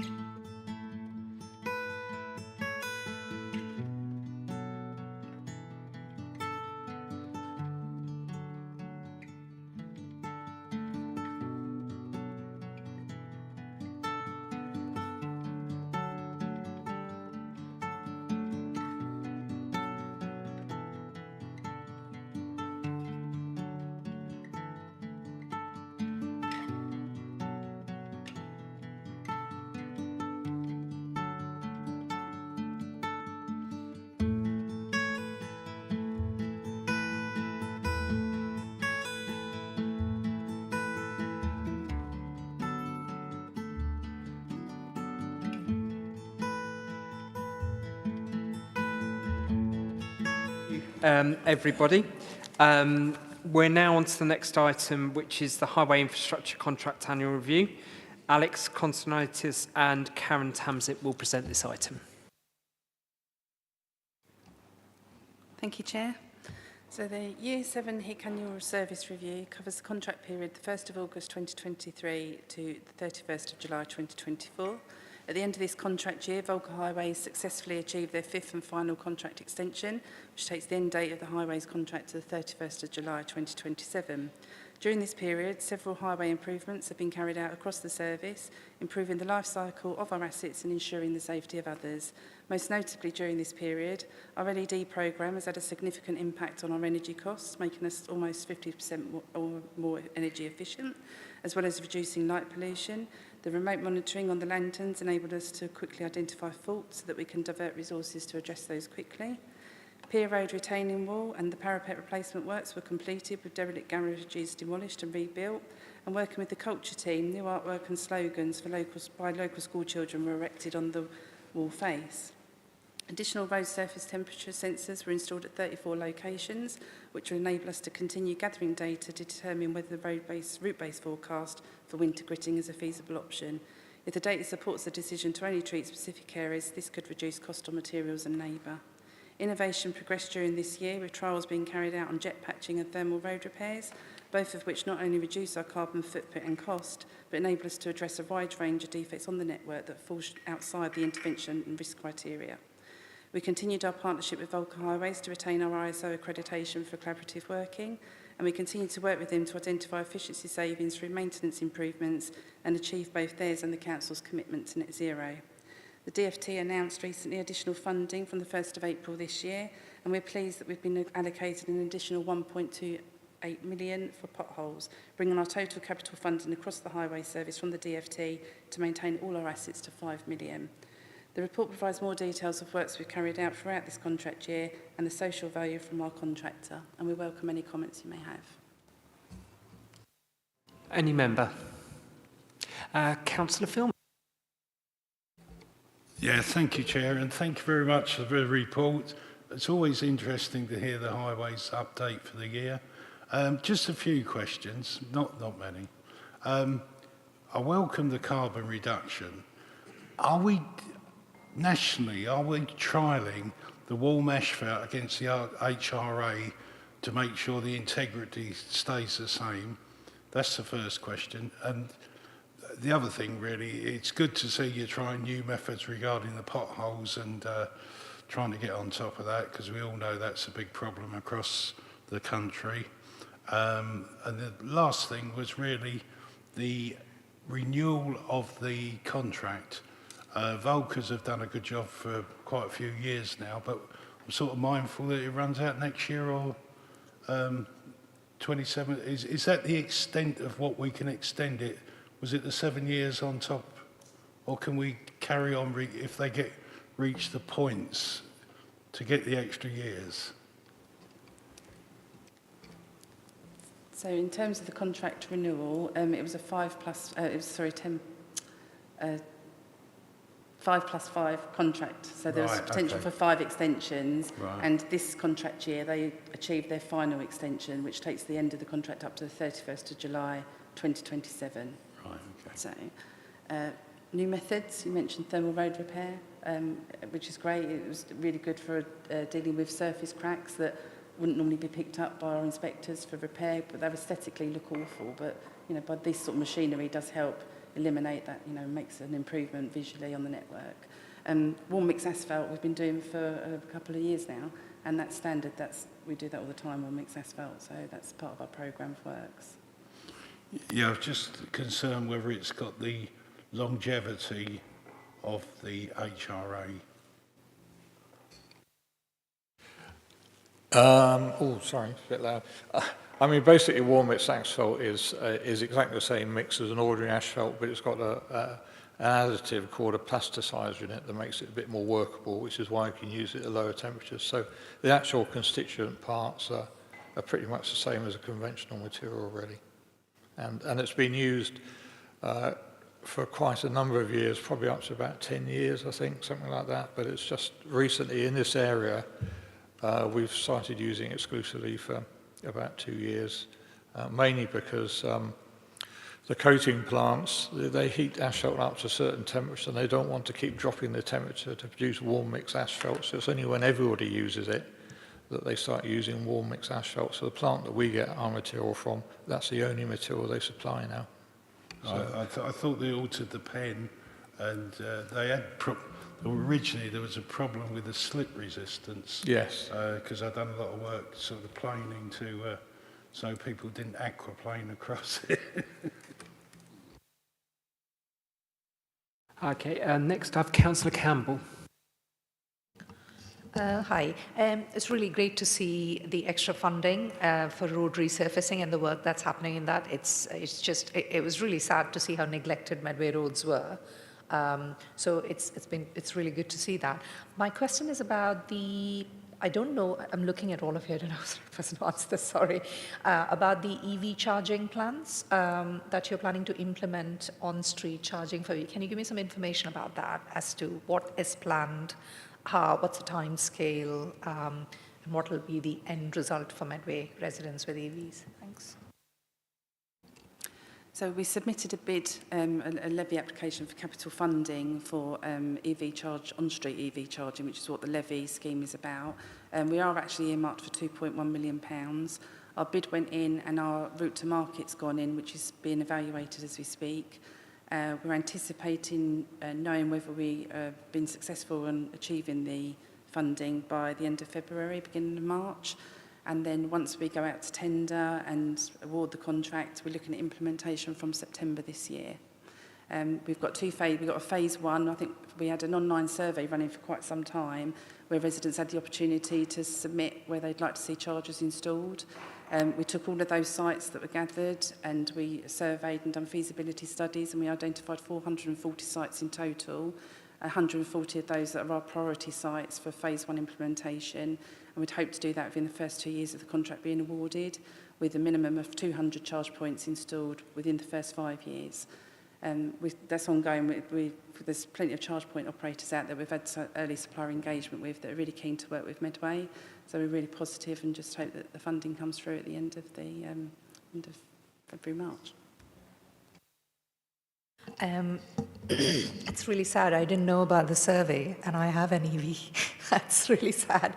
I would have liked to know so I could contribute and then share it widely. I think this is a common theme. I've kind of spoken about this before. People just aren't aware of questions we ask in surveys and things like that. And so I really feel like we aren't getting the best out of that, but that's for another time. In terms of identifying locations, I think a problem we have at the moment in Medway is that the chargers that are there aren't maintained. So I have several times just driven around because my map tells me there are chargers and then they are just not functional. So that needs to be put into the plan, the maintenance of these, because otherwise they're kind of pointless. They're just there, they're installed, but they don't actually do what they're supposed to do. Are you referring to the chargers that are in the car parks at the moment? Yeah. Okay. So we can speak with our parking team and come back and just look at the data on that to see how many are out of operation and see if there's anything that we need to chase them up on. No problem. Okay, next I saw Councillor Galvin. Thank you, Chair. Like my colleague Councillor Filmer, I'm pleased to see that we're trying innovative methods of dealing with the perennial pothole problem. It's good to see that's happening, but I must say I've not noticed any improvement on our roads when I've been driving around yet. In fact, probably very much the reverse. The situation seems to be getting worse, not better. But there are some good things in the report. I was pleased to see that we're expanding further the temperature sensors programme, and it'd be interesting to know how much salt we've saved from putting down, because that was the whole idea of doing it, to try and get the costs down.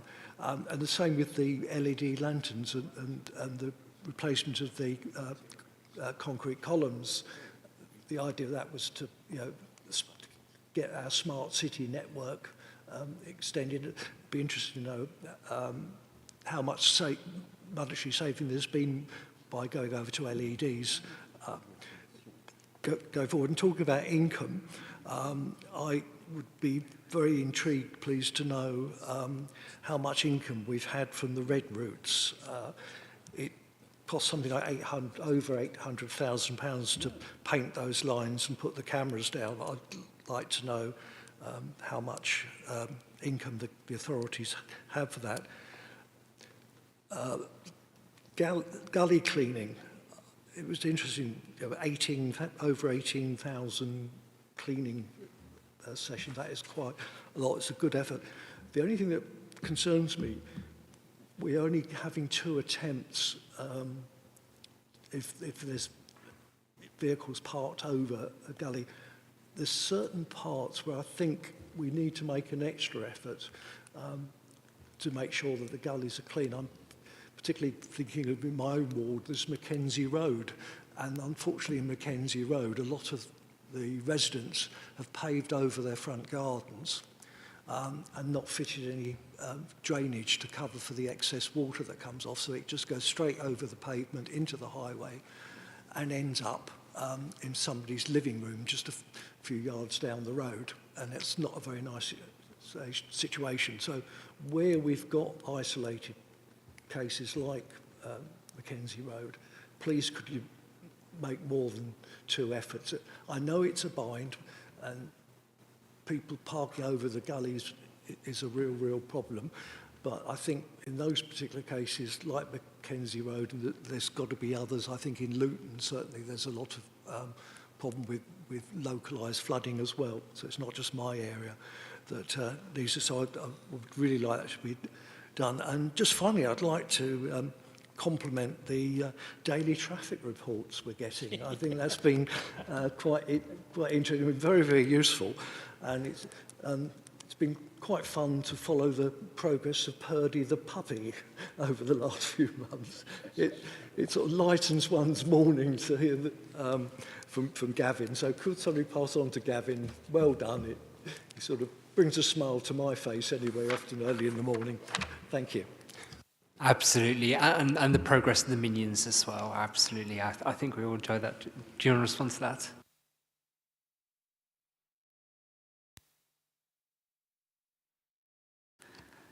So just to come back on, you said that you've not noticed any improvements on our network. We're due to get our condition data soon. But from last year's survey, our A, B and C classified roads are performing where they should do. It's our unclassified network that's slightly behind that we're playing catch up with.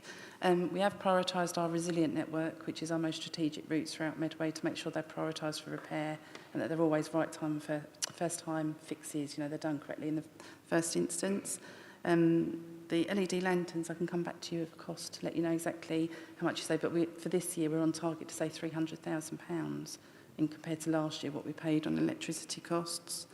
The gullies that you cleaned, is interesting that you mentioned those. We are in discussion with the contractor about how we address the ones that are parked over and we have problems accessing, and we're actually liaising with our transformation team about gully sensors to see whether they could be utilised at all. So to give us the data so we know what ones need cleaning and going at the right time to make sure we clean those. And I'll pass on your compliments to Gavin, thank you. And the salt? Oh, the salt, yes, sorry, the salt, sorry,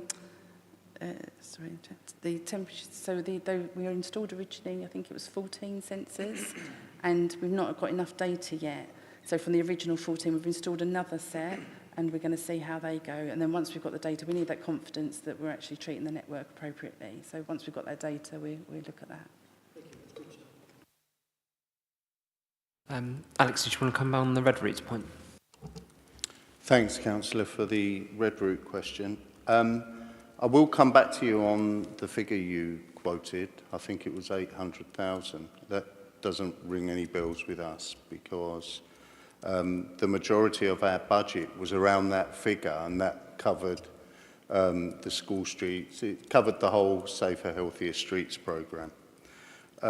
What I'll say about income is that we've only just come out of the warning period, so information on income has not been generated as we speak. But what I will say is the early indication through some of the monitoring we're doing, the level of compliance is really good. And, you know, the scheme was around safety, making sure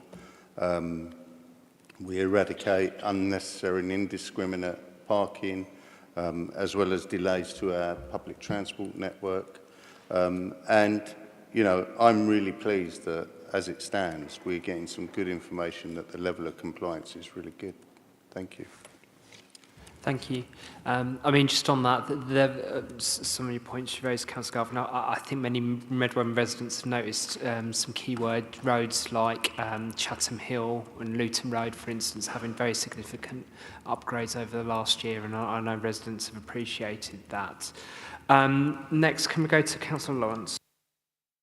Thank you, Chair. Yeah, I just want to say it's a great report. It's a good read. I had some comments. I mean, in Hempstead, we'd had some terrible road surfaces, and the bit outside my house has been repaired. I've got new road surface, so I'm delighted about that. And actually, it has made, we get a bit of flooding down certainly the Lidsing end, and that seems to have been dealt with. I think when I speak to residents about this, they always bring up the patch repairs and what they're not as good a quality as they think they should be getting. I'll just maybe some comment on that. There was a particularly difficult gully to be cleaned off Hoth Way that went into the back near Hempstead Valley Shopping Centre, and I think you had to use a special piece of machinery that hadn't been used before. But can I just compliment officers on their interaction with me and and the resident, it was really good. And, you know, they did exactly what they said they would do, and I think that's brilliant. I note the figure of £3.5 million for pothole repairs for 23-24. Can you just give us a quick update on what that's looking like for the current year, maybe if you've got any information for 25 and 26? And for Volker, obviously this is a big contract for you, and I'm just wondering how many apprentices you employ that are based in Medway. I'd be really interested to know that number. How many more electric vehicles could we possibly have, or is it just impractical because commercial electric vehicles don't go very far because the batteries don't hold the charge? And I'm wondering what the impact of the national insurance rises are going to be on next year in terms of the volume of work that we can get done.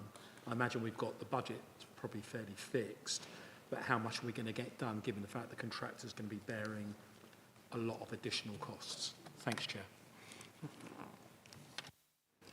So we'll talk about patch repairs first. You're quite right. Going back a few years, ViaFix was one of the main products that the contractor used. It was a quick fix, basically.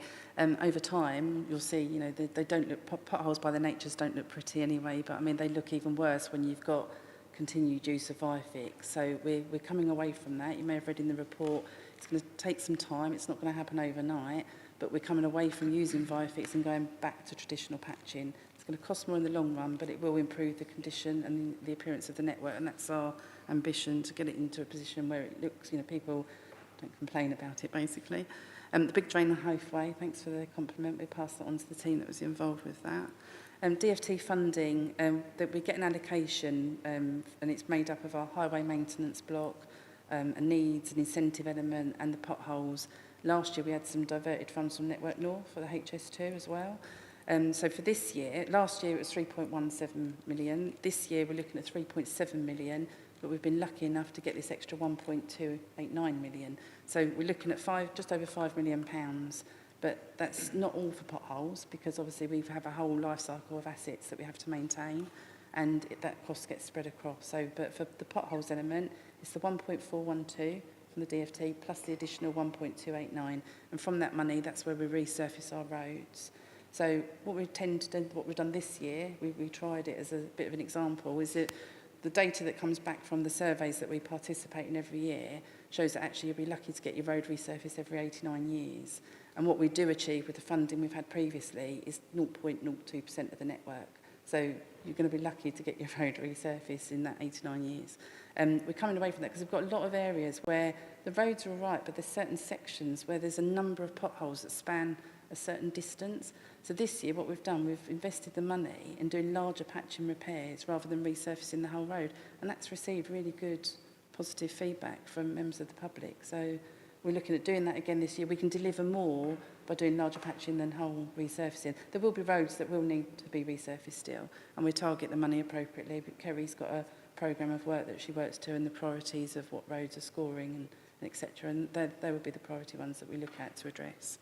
Volker with apprentices is included. I'll let Jerry talk about that. Yeah, I'll do that. So we generally had 2 apprentices on the contract at any one time, whether they be operatives or perhaps apprentice QSs, and they're all local people. We do get measured on, well, the modern highway contracts get measured more on their social value, so things like apprentices and what they do for the community. But one thing I will say is that the highway contracts in Medway got nominated for an International Social Value Award. So they do put, the team there do put a lot of effort into and putting stuff back into the community, whether it be through volunteering or taking apprentices, local employees and stuff like that. In respect to electric vehicles, you're right, anything above about 3.5 tonnes is pretty impractical for use on highway work. People have trialled a number of vehicles. They tried an electric gritter in one contract that frightens the life out of me, because they can only do one run before they run out. And if you've taken the beast from the east, you know, the lads were working 24 hours a day for about 5 or 6 days on the trot. Yeah. So it's just not practical at the moment, unfortunately, which is why it's limited to vans and cars predominantly. And the national insurance increase, we haven't calculated what it means for Medway going forwards yet. I mean, I told you the figure that it had on our company as a whole, but we haven't calculated what impact it make on Medway yet. So. Sorry. Yeah. Just on that one point, can I assume the amount of income you're getting is fairly fixed, but you'll be doing less with it because you've got a higher cost, which you just pass straight on? Yeah. Thank you very much. Next, can I go to Councillor Aminshon? Thank you for the report. It was just one question for me, and it was about street lighting. How are we identifying areas that might need additional street lighting? And do we have a figure of how many additional lights will need to be installed? I know residents in Chatham and Brompton have raised this on the doorstep about there not being enough street lighting, and maybe that kind of encourages robbery and things like that at night time, and the ring cam not being able to pick that up. So I just wanted to know if that's on your radar. It's not something that's been brought to our attention, if I'm honest. Normally when we get requests in, the engineers would look at it and look at the designs and see what's there, and whether it's an issue with lanterns or trees and things like that, and see whether that sort of improves the area. But if you've got those locations of anywhere specific, then we'll certainly look at them for you. Thank you for that one. Next I have Councillor Jackson. Thank you. I'm going to go back to drainage. In my ward, we've got a couple of roads that the minute we get any heavy rainfall are completely flooded, and a couple of them are impassable. And the same road, I had a call out on the 28th of November. I just went back over my thing. And then on New Year's Day, I got a call saying it was flooded again and it was impassable. They couldn't, no one. But I have to say, when I phoned the officer at the office on New Year's Day to report it, they were really, really helpful, and I could go back to the resident and tell them stuff was being sorted. But I feel like that's from November, then it happening again in January. I'm just thinking maybe there's a blockage somewhere. I'm just doing it from a layman, that maybe we need to be looking into, if we're getting call-outs regularly that roads are impassable, then we need to do some investigation work to see why that's happening. That was it, really. But yeah, again, the same as Councillor Lawrence said, they were really, really good when I phoned up and did it, even though it was New Year's Day. Just to come in on the issue of gullies and flooding, because obviously any heavy downpour, the gully network just can't cope with the speed of the rain falling down, so it does leave some surface water and excessive surface water in some locations. It does dissipate, but it takes some time. We appreciate that. We do have, Volca do have a crew, you know, they have a gully sucker that we can send out if it's an emergency. There's certain areas on the network it won't do anything. We can send them out and they suck it all up, and there'll still be some residue left. Those specific areas we do know about where they are, so we have them all plotted on a map. We've got the data, so this is why the gully sensor suggestion that we're working with our transformation team would be really beneficial, because we know those flooded gullies and we up the frequency on those ones to make sure they're cleaned more frequently than other gullies. But again, if it's certain specific ones in certain roads that's continual, then we can investigate and see if there's an issue with the channel or the pit itself. So if you want to pass those over, we're quite happy to look at them. Yeah, that'd be brilliant. I've got everything documented. But I mean, also, I just feel like I realise it's at the bottom of a big hill as well. So I do understand. But I mean, if we're going to get heavier and heavier and more rainfall coming because of whatever's happening with the climate, I think that can't keep happening like 1 month after the other. It's not fair to the residents. But yeah.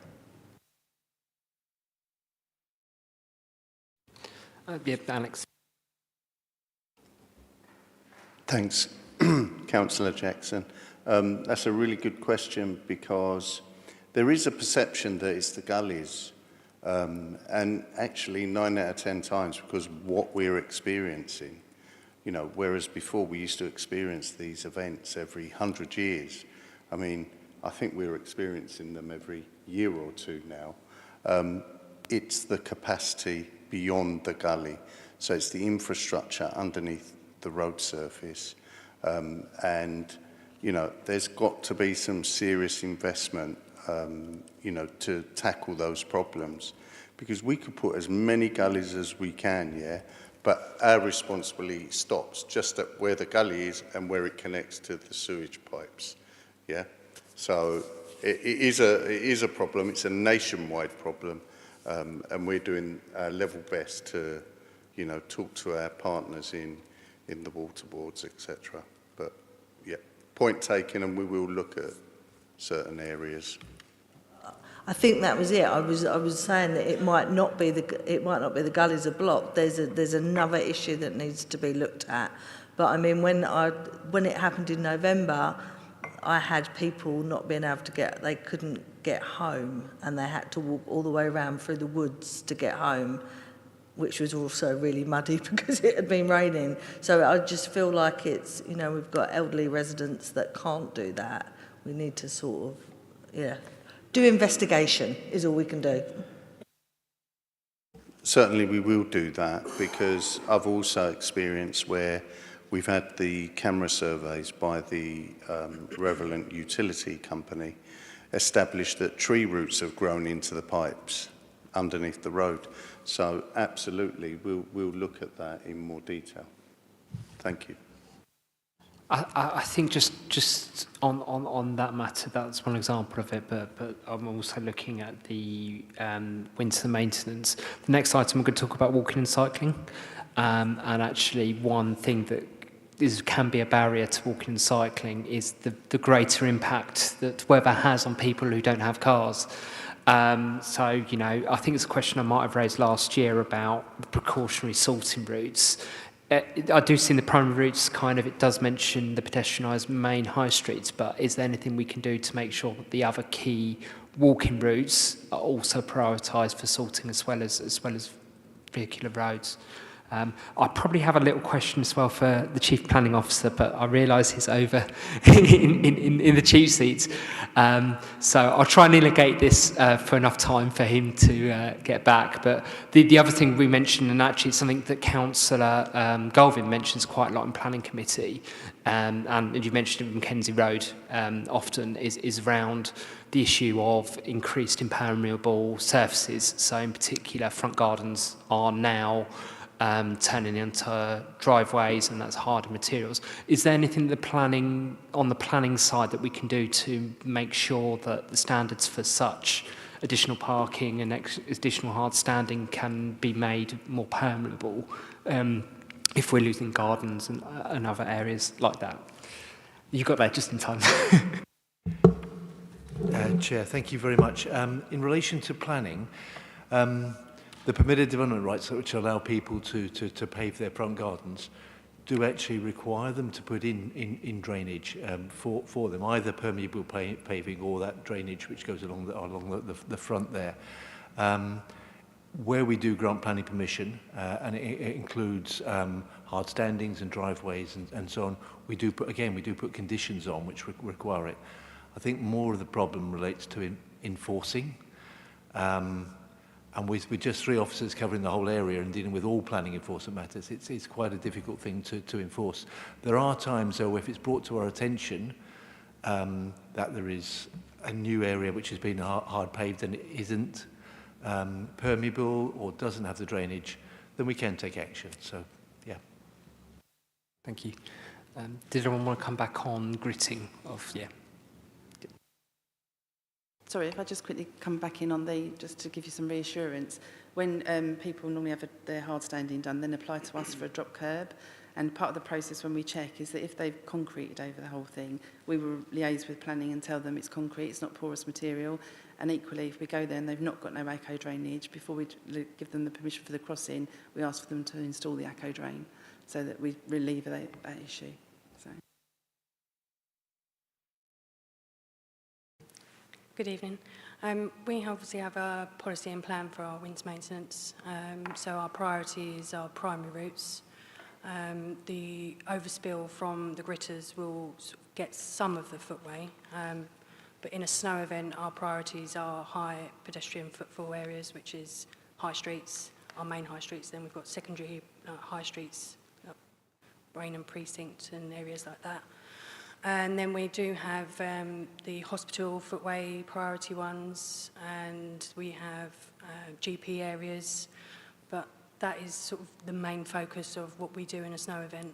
Anything else outside of that is just resource-based, unfortunately. Thank you. Next, I had Councillor Peake. Thank you, Chair. I want to take this opportunity to break a very bad habit I've had recently, especially on planning, which is me agreeing with Councillor Galvin. So I want to take this opportunity because I could have sworn you had a throwaway line. Always potholes have been getting a lot worse recently, especially under this administration. I think it needs to be shouted out quite loudly what we inherited, not just the sheer scale or numbers of potholes. And we must all know when we knock on the door how often this comes up. But it isn't just a sheer number, it's also the degree of damage in certain potholes, especially where there's heavy-duty traffic. And it, ironically, from a political point of view, is one of these things, isn't it? We all like our photographs taken with a fixed pothole. It's the sort of thing people moan about when it's bad, but when it's fixed and it's smooth, people are not going to really think to mention it because it's how it should be. Anyway, the officers, not critic of the officers, by the way, I recognise they work within the remit that they are directed and also within the resources they've got.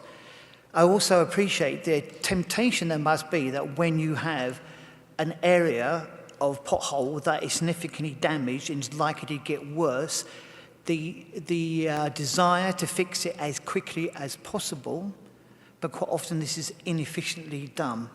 So I'm also pleased to hear the reply from Karen to Councillor Lawrence's question about the rationale now that we have under this administration. This is called sound management of the public finances, that we are not rushing around trying to get as many potholes done as quickly as possible and go, oh, look what we've done. We are taking our time to actually resurface roads. Now, 30-odd years ago, I worked for Barking and Dagenham, and I spoke to the relevant officer, and he gave me a detailed description of the direct correlation between the quality of tarmac and their life usage to how this was a much better use of the public money. And this is the approach that we are taking. So I think we have a right to shout that out, coupled with the fact that we've got this £4.9 million coming along as well for the tunnel and road infrastructure. Thank you, Chair. Thank you. Thank you for those points. I haven't got any other speakers noted, unless did I miss you completely, Councillor Cook? Apologies, Vice Chair. Thank you. Sorry, just back to the whole, which hopefully is a good way to finish if I'm the last speaker. Really helpful, as colleagues have said, to have seen the report last year and come back to it this year. I was really encouraged to see the Kent and Medway Healthy Workplace Gold Award, congratulations, and also, you know, real impact in the community, and we hadn't mentioned either of those things, so I think they're really important to mention.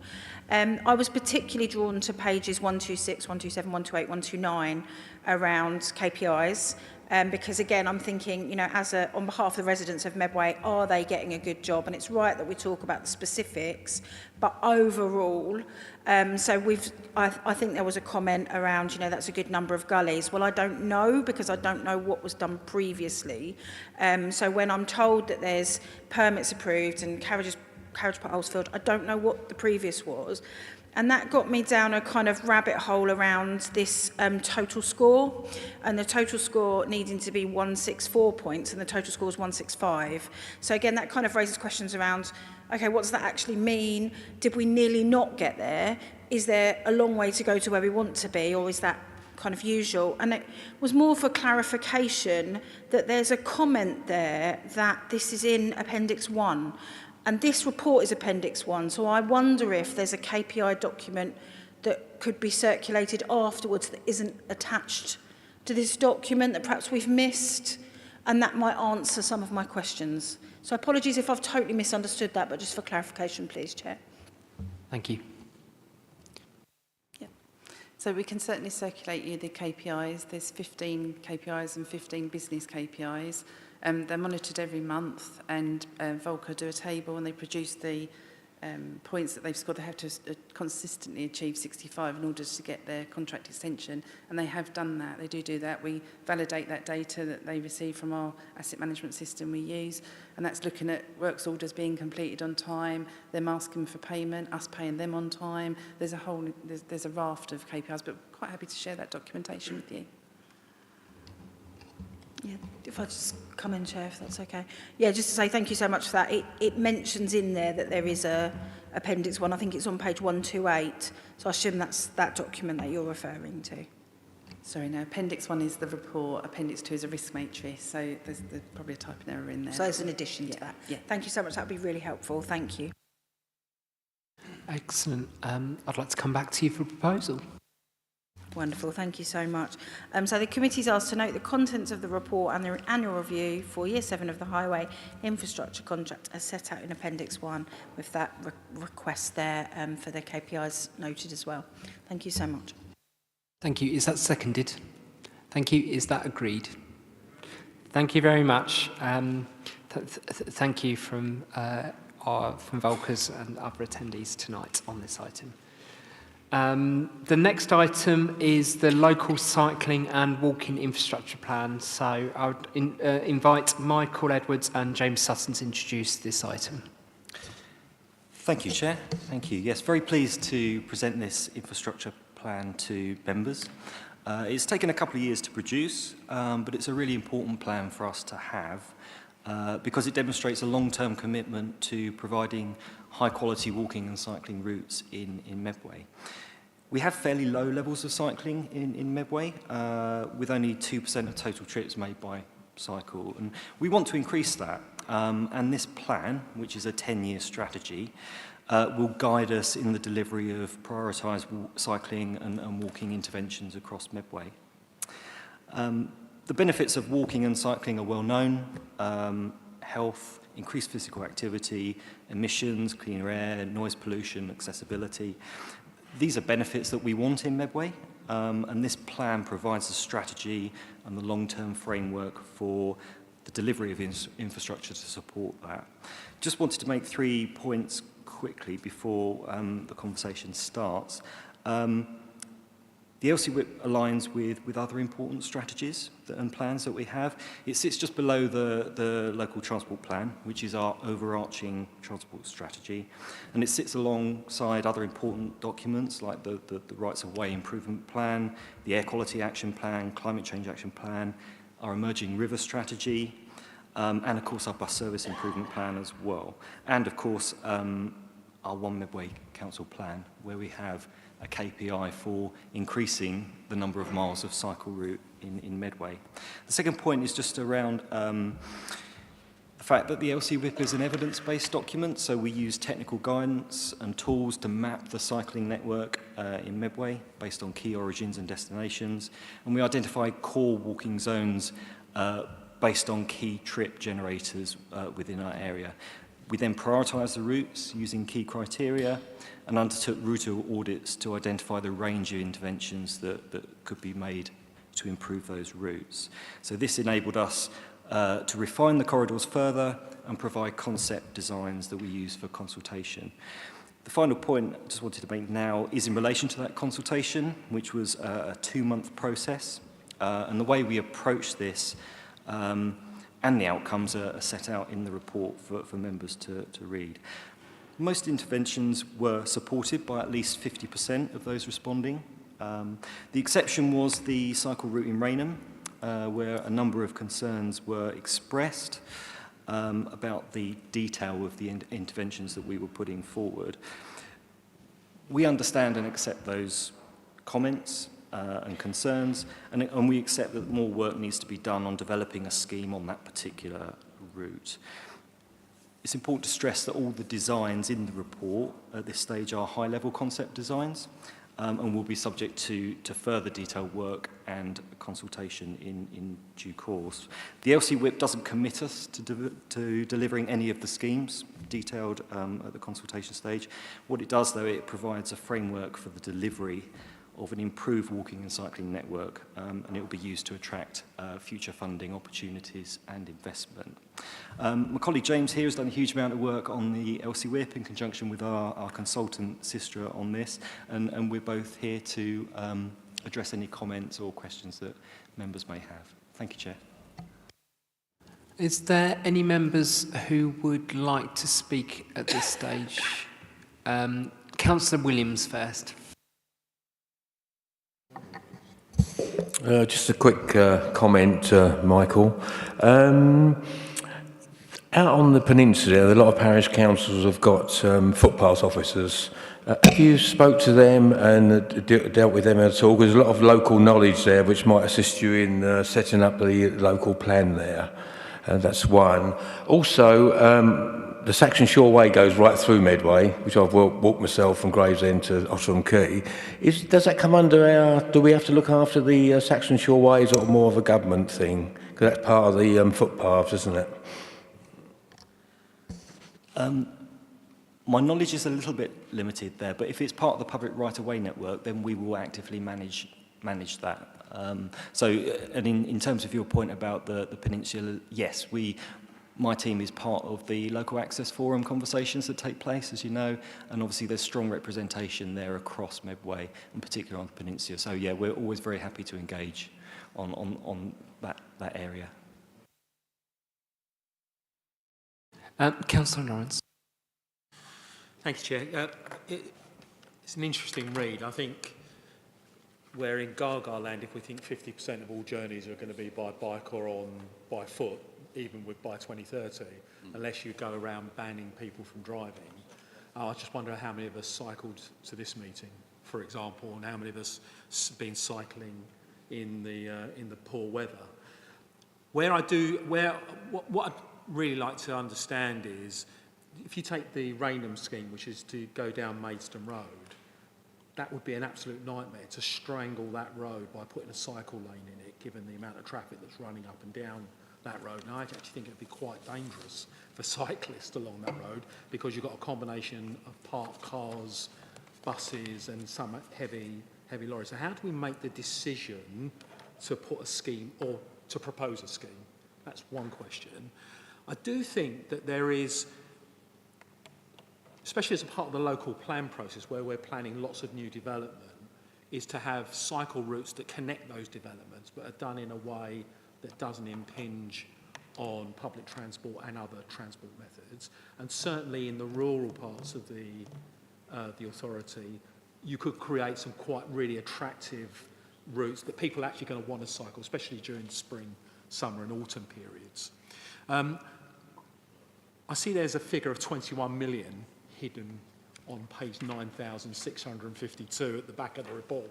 I wonder if you went into Raynham, Chatham and Rochester and said to residents, we're going to spend £21 million creating cycle routes, or would you like us to spend £21 million repairing potholes and improving the road surface, what they'd actually want. I suppose that lends me to the question, where does the 21 million come from? Are we dependent on government grant? Is it coming out of capital? Is it coming out of council tax receipts?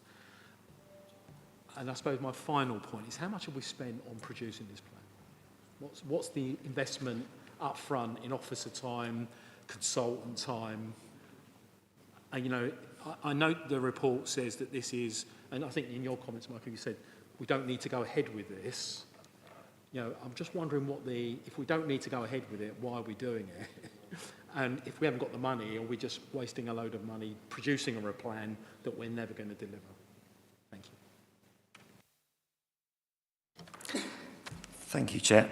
Just to come back on a couple of points, James may want to comment on one of the earlier points you made about who makes the decision to propose a scheme and things like that. In terms of funding, we are quite clear that we will need external funding. So we have active travel funding grants that are made pretty much available on an annual basis at the moment.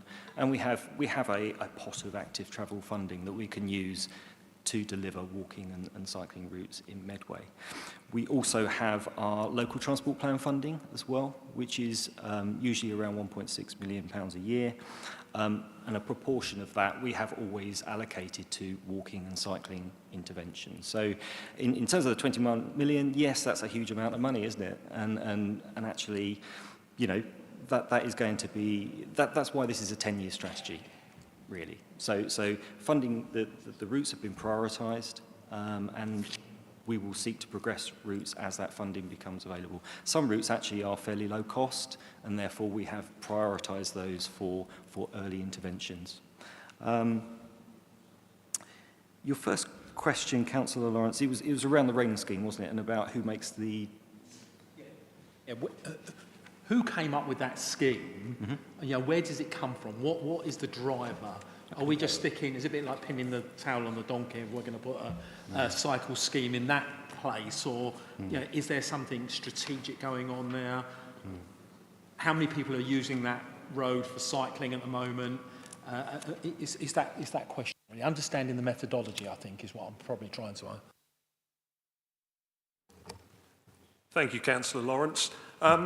Yeah, admittedly, the Rainham scheme generated a lot of comments, shall we say. A lot of it was constructive. That's one way of putting it. And we welcome that as part of the LCWIP. This is early stages for us. They are concept designs, as Michael said. So, yeah, we've gathered that. But in terms of identifying on the network, rather the consultants we've used, there's a DFT, Department for Transport, propensity to cycle tool. And that helps build the bigger network, and that was one of the routes that was identified as a priority part of the network that we felt it was appropriate to look into further in line with the LCWIP. We appreciate the different setup in Rainham specifically, in Maidstone Road. You've got a lot of schools nearby. This strategy is a statement of intent. It's a means of moving forward, attracting government investment that we've had to be able to deliver on a number of these ambitions. You know, we've got a lot of people living in Medway, a lot of people visiting, travelling through, working. It's right that we try and address it in this way. It comes as a recommendation from Active Travel England to develop these LCWIPs. And that was one of the routes that we wanted to take forward at consultation level. As I think Michael's touched on, it wasn't one of the higher priority routes at this point, but that's not to say we'll completely discount it. It's something that very much in their consideration. And I think another point with these priority schemes that we've put forward, yes, they are a priority, but there are other schemes that will develop over time. As I said, this is an evolving strategy, and we want it to encompass a number of sites, routes, developments. It needs to factor that in as well. Chair, just one point. I think... Yes, sorry. Sonny wants to come in. I just wanted to support Michael around your question, which is quite right to ask, why do we spend money on plans that we may not be able to fund? The previous government actually was funding active travel and cycle, and the problem is if you don't speculate, you can't accumulate. So it is good practice in general where we know that the government will have funding. They may not have 21 million, but they will always have some form of active travel, cycling funding. We look similarly at capital projects, infrastructure projects, and so on and so forth. You have to have a plan in order to attract that funding. So sometimes you do have to speculate. So it's just to answer that principle in general. I think that makes total sense, Sonny. Sometimes if there's an opportunity to get money, you do need to have something supporting. I think from a personal perspective, I'd always support any scheme, pedestrian schemes particularly, that make it safe for pedestrians. So recently we had the Blowers Wood final planning application. There was a proposal in there to spend £100,000 on a cycle route that no one ever uses, but actually that money's now been earmarked potentially for a safe pedestrian crossing in Wigmore Road. And that for me makes absolute sense to do that. I think for me the absolute red line would be any attempt to put a 20 mile an hour general speed zone across Medway in order to facilitate the 50 or 60 people who cycle anywhere, and any scheme that creates traffic bottlenecks that slows down vehicles trying to get through Medway, that would be an absolute no-no for me. So 100% would support schemes that make it safer for pedestrians, and 100% support new schemes that might come out of the local plan in terms of connecting new communities that we're going to be building, and also schemes that are genuinely for recreation. We've got some wonderful countryside in Medway, and opening that up using cycling would absolutely be. But you know, if you're going to do a lot more cycling, we're going to need, where do people park their cycles when they get to their destination? Can we create car parks where people can bring a bike and then go cycle? So it's that, making sure we've got that type of thinking in our plan. Thanks. So just to be clear, you said you support measures that reduce pedestrian casualties, but you've said that you do not want speed management. Given force equals mass times acceleration. Okay. You know, I'd just be just interested in okay. Well, I mean, you can drop the sarcasm, David, because you know that's just not really very helpful. What I've said is where we have dangerous roads and we want more pedestrian crossings, we put in the infrastructure for pedestrian crossings, whether that be a zebra crossing, a pelican crossing, or something else. But actually, where very few residents are going to support slowing down cars and buses across Medway. It's been a disaster in Wales, for example, and it's a disaster in London. You drive in London now, you don't know whether you're in a 20-mile-an-hour zone or a 30-mile-an-hour zone. So for me, we've got to keep the traffic moving. Until someone comes up with the money to provide blanket public transport, people are going to want to get in their cars. And that, for me, is the key. So I do think there is some absolute, we can use this strategy to encourage more recreational cycling. I think that's absolutely right. But anyone who thinks we're going to do 50% of journeys on a bicycle is living, I think Councillor Campbell used this in fantasy world at our previous meeting. Thank you. Thank you for that. Is there any responses on that? I would note that there's a task group going on at the moment that is looking at LTNs that's jointly between this committee and thanks for, you know, obviously we're talking very serious about safety and that gesture was appreciated. But, you know, looking at the various merits and difficulties and how it works within the Medway economy and how it works with our road network, some very serious issues. But I'm just going to pass to Alex. Thank you, Councillor. I just wanted to raise the issue around the speed of vehicles and the correlation with road safety.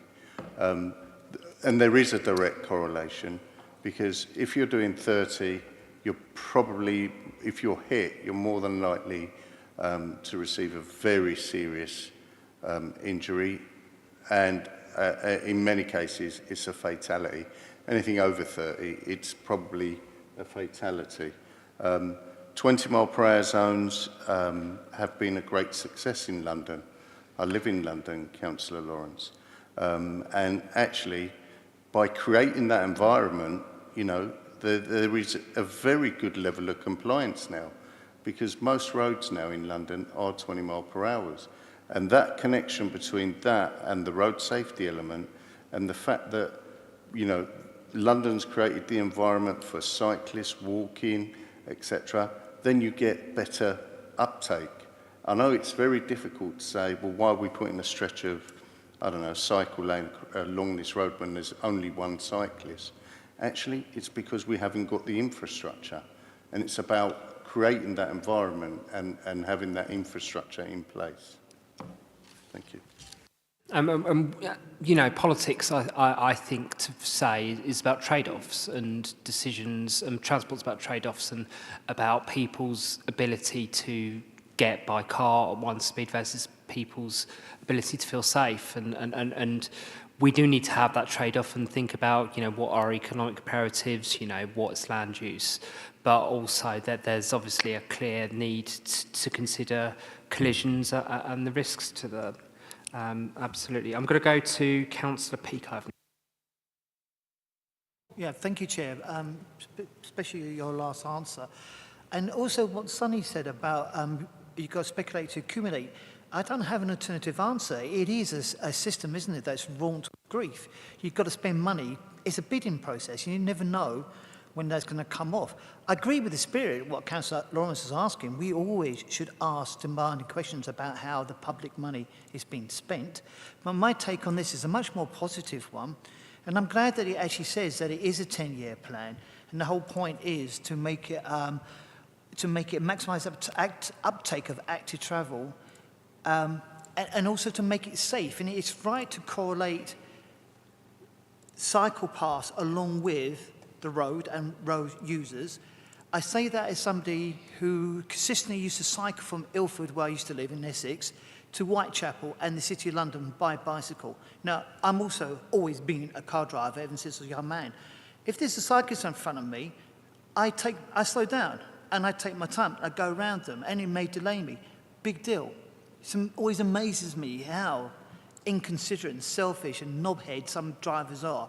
Because I too, when I cycled, I got knocked off over more than once, including on a roundabout.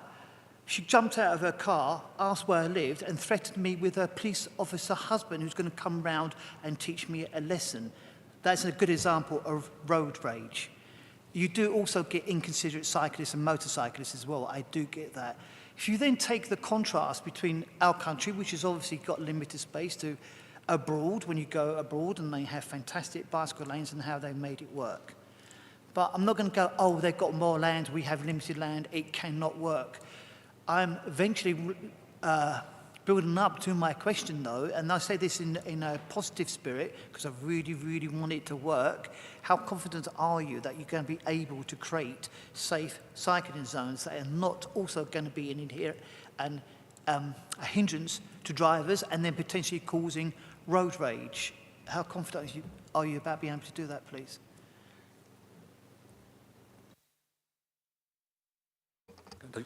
Thank you, Councillor Peake.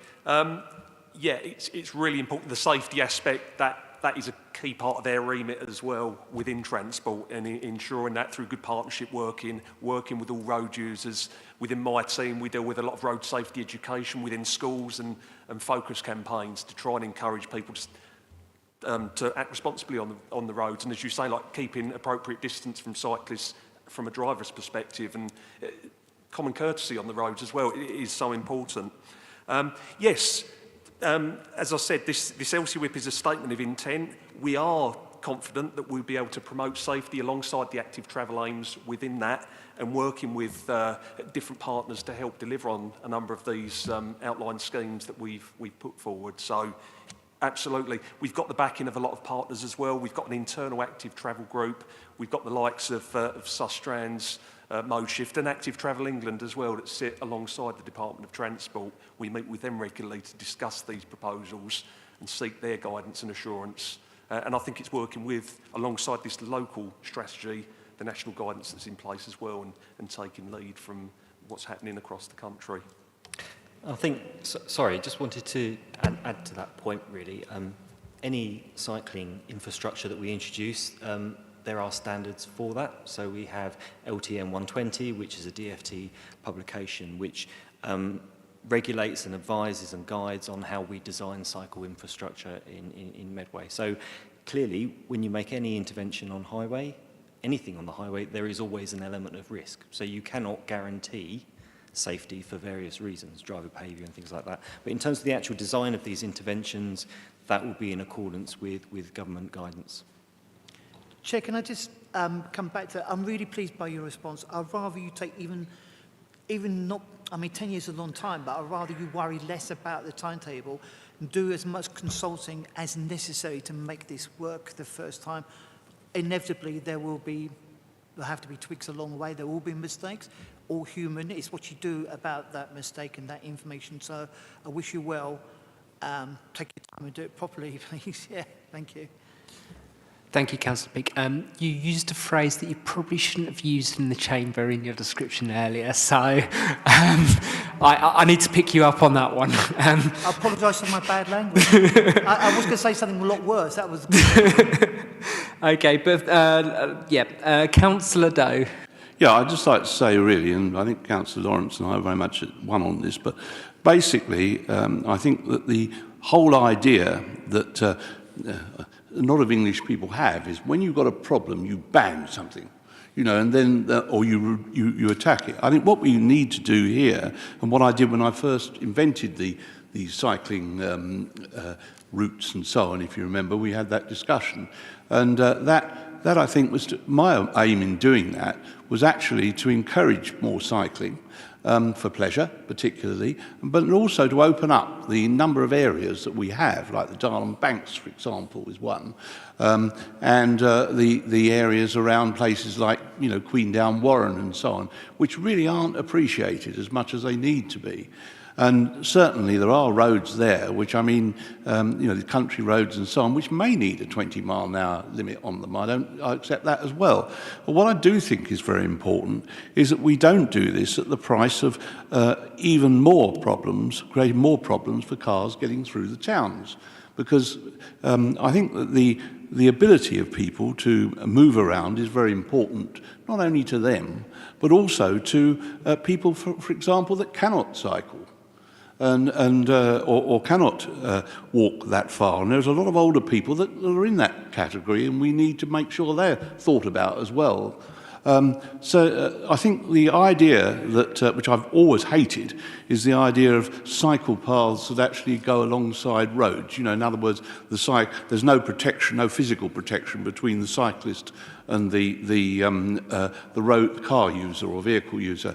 And I think that is really what is extremely dangerous, and is something which doesn't work. I mean, I think that, you know, it probably may be, you have to take a judgment as to whether that's better than nothing in certain cases.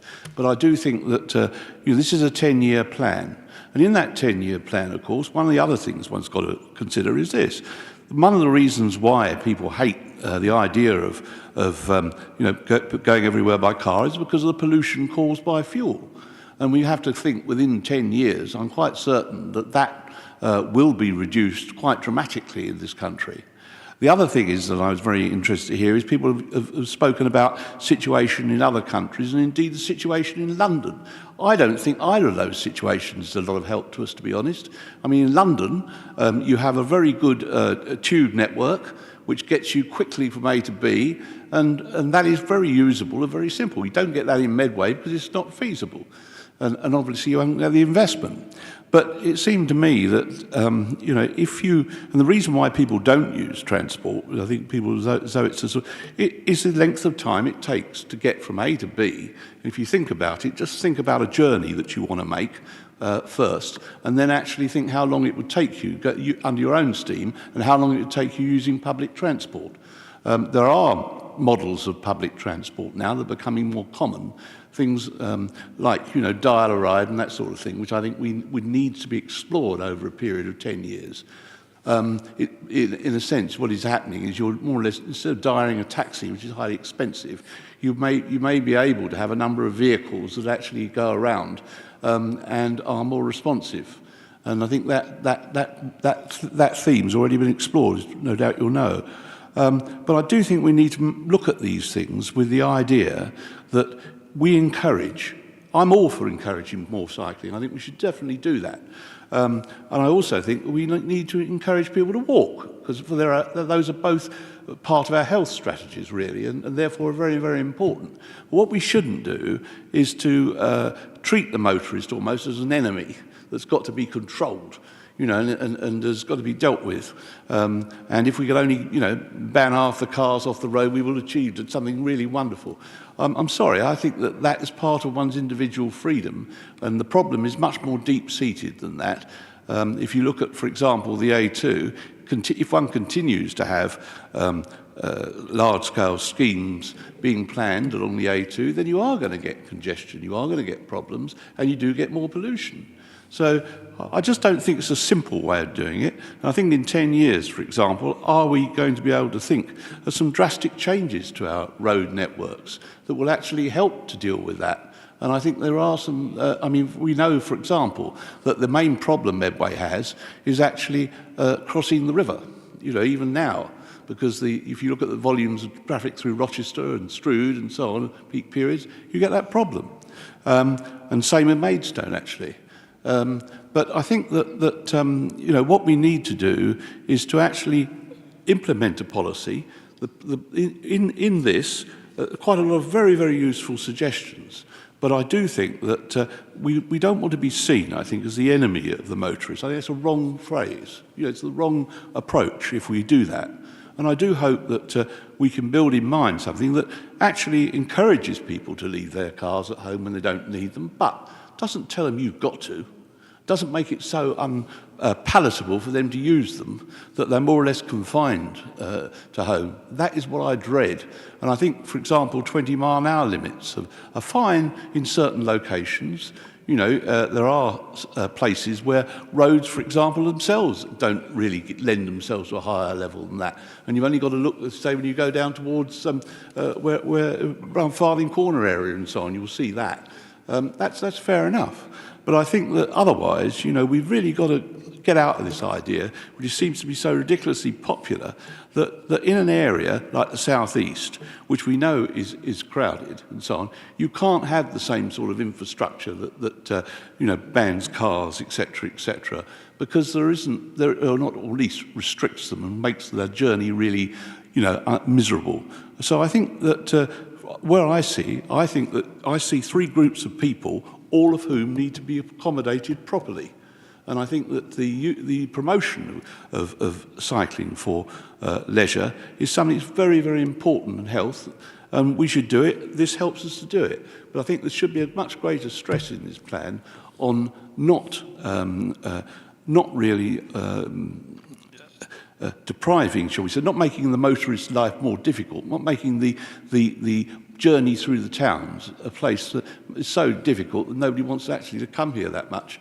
And I think that's going to be, it could well happen if you take it too seriously. So I think we do need to have that balance of constituency in this. I think, you know, the idea of improving the cycling and the walking, 100%, but not at the expense of everybody else. Just to build on that point, this sense of balance and how this fits into balance.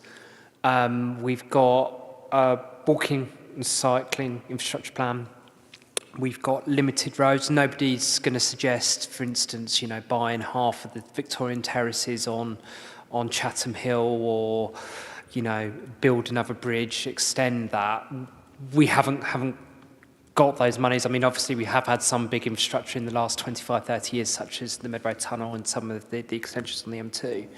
But we've also, in a couple of next meeting, we're going to be talking about the bus service improvement plan and about what we're pretending to do for buses. I'm aware, obviously, we've got the local plan coming up. That's coming up shortly. We've also got the local travel plan. That's also due to be renewed as well.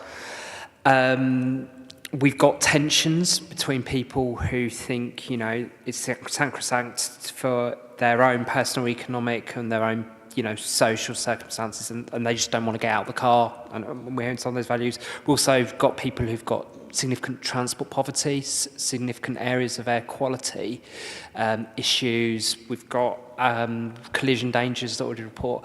It's a tough task. So, easy question. How is this fitting into that balance of the various different needs and wants, and how do we appraise those tensions within our population and make balanced recommendations? Easy question, but if you want to have some thoughts. No, it's a very interesting question, and I think, to be clear, the idea of it, this is an infrastructure plan, so we're not making statements about any impacts or what we would like to do with vehicles on the roads. So this is purely about ways that we can invest in infrastructure to promote walking and cycling in Medway for leisure, for work as well. And it's for all user groups. So there's been a bit of conversation around 20 miles an hour zones, and of course we do have those in Medway, and Councillor Doe is quite right. Sometimes the design of our roads actually naturally limits that to 20 miles an hour as well.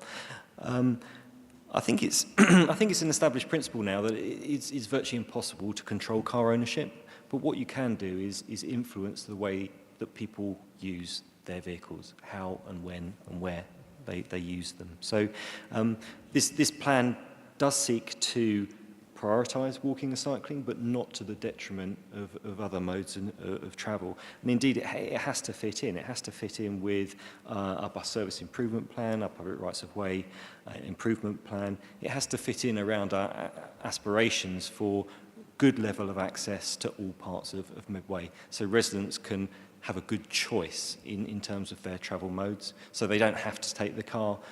But this report, this infrastructure plan, won't penalise them. It just seeks to get that balance between providing for the motorist and providing good, safe, healthy modes of travel in terms of walking and cycling as well. Thank you for that. We've got Councillor Cook-Jackson, Councillor Jackson, Councillor Galvin and Councillor Campbell to come in this discussion. So Councillor Cook. Yeah, thank you. I'll keep it short, but I think it is really helpful that we're having such a positive, real discussion, because obviously we've all got really different views and we're representing different people from across Medway, and we're trying to put all those together for the benefit of the good of us all. So I really appreciate it. I do want to say in that, firstly, I know that a number of employers are doing cycle to work schemes. So actually we're working with employers in Medway who have a real intention to bring this in, and we need to be supporting them with the infrastructure in that. I agree, I've just heard Councillor Field talk about poverty, and there are a number of people in Medway who can't afford to run a car, and also people who choose not to run a car because they care about the environment. And we're not just talking about what we've got now, we're talking about the society we want to create.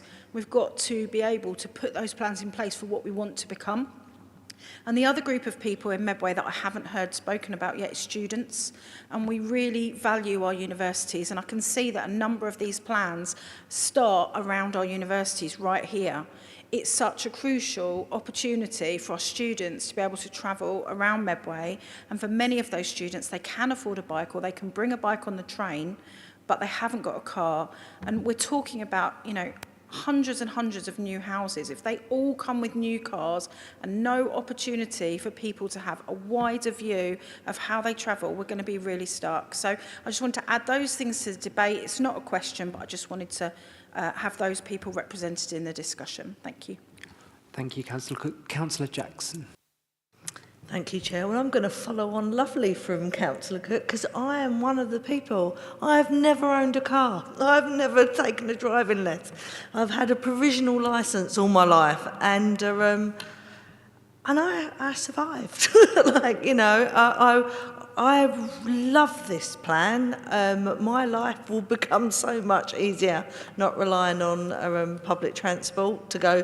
I have to go 2 buses to get around anywhere in Medway. So this would be brilliant. And I just think, I think the thing that holds me back from walking is what we spoke about earlier, was just like lighting and safety.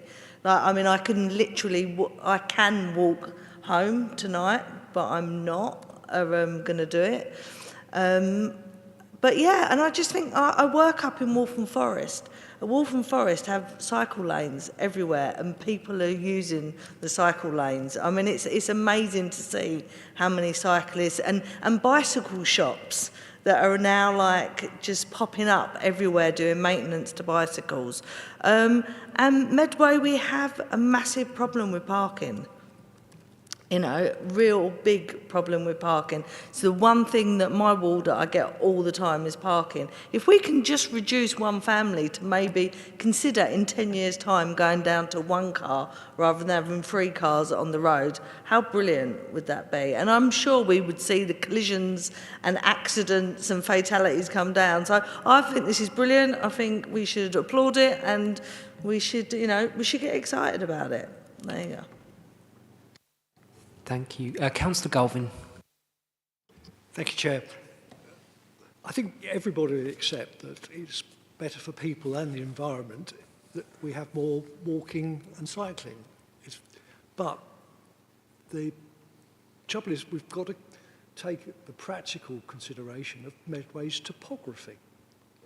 We are a very hilly city, and it's no coincidence that the places where cycling and walking are the predominant means of getting around are places like Amsterdam, which was flat as a pancake.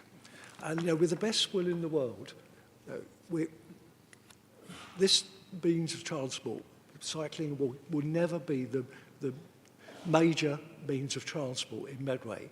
It will not happen because people physically cannot cope with that. Having said that, though, I think there are a lot of places where we can safely put cycling routes.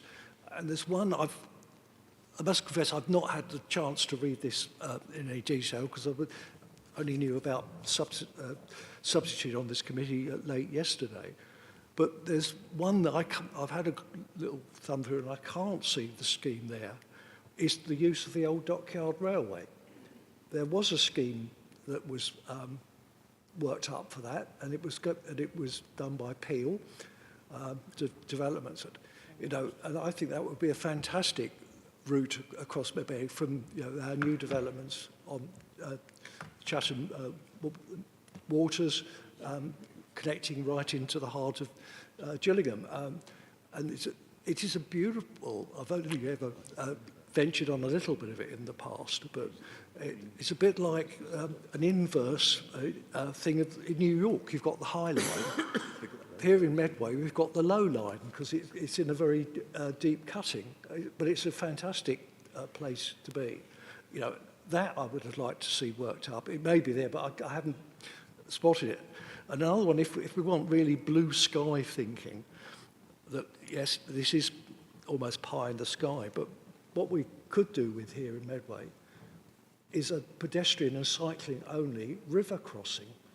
If we could connect the centre of Chatham to the Medway City Estate, which is all fairly flat, that would be a really good bit of connectivity infrastructure. It would require a lifting type bridge, but it's not impossible. But if you want to think big, that would be a really good thing to do, because we missed out on the chance, because it would have made it far too expensive, of actually putting a pedestrian or cycling route through the Medway Tunnel, and I can understand why that wasn't done. But that's a great shame, really, because if you imagine if you had gone down the tunnel safely, that would have been a much better way forward. So, I think this is a good thing to do, but I think we've got to be a bit realistic about it. There's a lot of places in Medway that it will not catch on, but let's make sure we can make a good job of the flatter bits, and particularly some of the new developments that are coming forward. That if we could build this in from the word go, I think that would be a really good thing to do. And we've got the chance of doing it in Strood, for instance, now to connect from Cuxton through, because of the new developments, always linking on to Strood, centre of Strood. So there are some good places where it could be done, but I think we've got to be realistic. It's never going to be the foremost means of getting around in Medway, but that doesn't mean we shouldn't try, though. Thank you. Dave, did you indicate you wanted an update on that? I remember there was a proposal for a cable car, wasn't there? A very long time ago, but on those two projects. Chair, thank you very much. Just picking up on three things. Firstly, mention has been made of the local plan, and walking and cycling is a key part of that, helping to get people moving around Medway, not necessarily by the private car. So developments absolutely need, Andrew, you made the point, developments absolutely need to plan that into those developments to make it safe and accessible for people to move around. We want to create more green space links between our towns so that people enjoy walking through those. But you raised two sites. Firstly, the old Dockyard Railway. There was a scheme that we worked up. We submitted for a Levelling Up Fund bid. We weren't successful on that occasion. That doesn't mean to say that we won't try again for funding. But in addition to that, it's a really important scheme. If we're going to bring forward development on Gillingham Riverside, so the gas holder site, Gillingham Marina, we've already got Victory Pier there, we've got Chatham Waters. That railway link is absolutely critical if those are going to come forward. Now, I appreciate you love the fact that it's in the cutting. The scheme actually includes levelling out. And part of the reason for that is it helps to link two parts of Gillingham and provide for that movement between those two areas. So it'll help with a lot of social deprivation issues as well, but linking right up to Gillingham Station. So you can walk, you can cycle, you can use scooters, if you're allowed to use scooters, to get to the station and Gillingham Station and Gillingham Town Centre. So that will happen. The other one you mentioned is, or two other things you mentioned. One was that where we had that talk from Port Medway Marina down in Cuxton, and we're looking to deliver that cycleway, pedestrian way, right from Cuxton right the way up to Strood. So that's always been an ambition of mine, to deliver that. And then the final thing that you mentioned is the pedestrian cycle bridge across the Medway. That's still an aspiration. It might not be in my time here on the council. It might not be even Medway's time. It might be the new council. But I really think it will be delivered, particularly if we see the regeneration of Medway City Estate. I think there needs to be that bridge coming across to Chatham. Thank you. On Cuxton, actually, my favourite stat in the report is around the high rate of walking and cycling to and from work in Cuxton and Horling, which you wouldn't expect, actually, as well as town centres, which is really interesting, probably to do with different industries there, but that was fascinating. So the last person I've got to speak in this section is Councillor Campbell. Thank you. Do you know, it's really interesting that the very mention of London or Mayor Sadiq Khan kind of seems to push people into this febrile, apocalyptic fear, you know, of some sort of dystopian future where people's freedoms are being taken away. I don't think we're going to have motorists painting their faces blue and saying they may take our lives, they'll never take our freedom. I don't think that's the result of what's happening here. It all ties in. You have to promote and improve public transport, which I think I really welcome this government's measures to support public transport by giving local authorities more power to do that. And that will go hand in hand with the cycling and the walking routes. So I think it's a joined up picture. We can't keep doing the same things we keep doing and then expect different results. So there has to be some change somewhere. And what Sunny said was that made a lot of sense. We do need a plan. We need a strategy. We need vision, and we need some sort of ambition, and then attract the funding, and then it all kind of falls into place. I mean, I feel quite reassured that the common problems that I've encountered as a Medway resident, where walking has been an issue, steep streets, very steep streets, for example, that's all kind of already been picked up in your consultations and your kind of studies. So I feel quite reassured that you have a clear picture of what the situation is, what the challenges are, and you're trying to work with them to produce a strategy for this. One of the roads mentioned as a priority for a walking route is Maidstone Road, which is in my ward. It's actually I live there. So it's absolutely hazardous to try and walk there with small children and a dog, because people are driving at crazy speeds and it isn't safe. So yeah, I think this is great. I think this is really positive, and I really want everybody in the council to support this, to back this. It's not about taking freedoms away. It's not about imposing some kind of draconian measure. There is no kind of dystopian picture here. It's just simply people's well-being. It's just about communities being safe and active and reducing pollution and things like that, which I really hope everybody can get behind that. Thank you, Councillor Campbell. Can I go to Councillor Cook for a proposal on this item, please? The committee is invited to comment on the local cycling and walking infrastructure plan and supporting documentation, and note that the Cabinet will be asked to agree the plan in spring of 2025. The committee is recommended to note the results of the consultation as set out in the report and Appendix F. Thank you. Is that seconded? Yes, thank you. And is that agreed?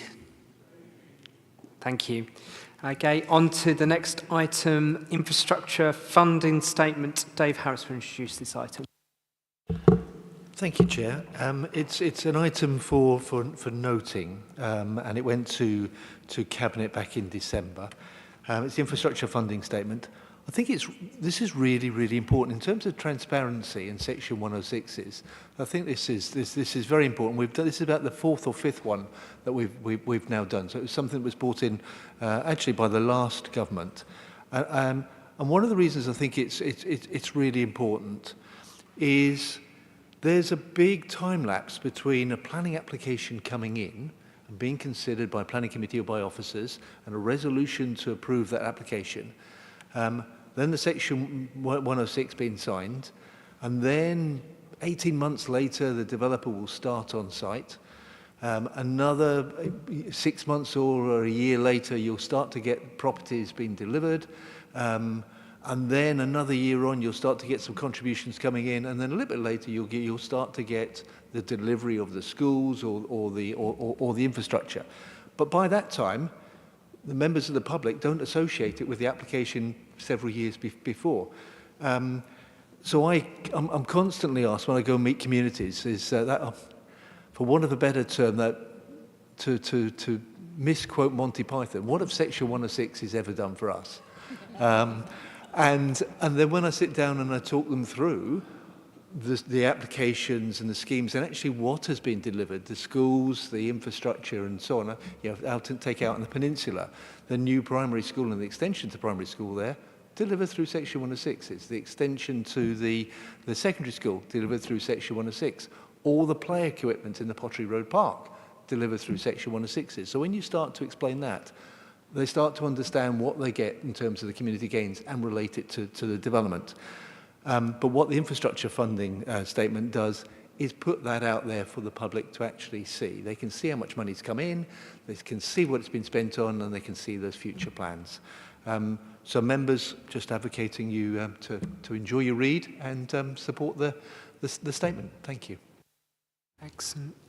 Any takers? Although I've got a question to pop off straight out, Councillor Lawrence. Thank you. Just a very quick one. Actually, it was a really interesting read because I'm amazed by the £19 million figure at the bottom of that nice cut and paste from PowerPoint that you've included in the report.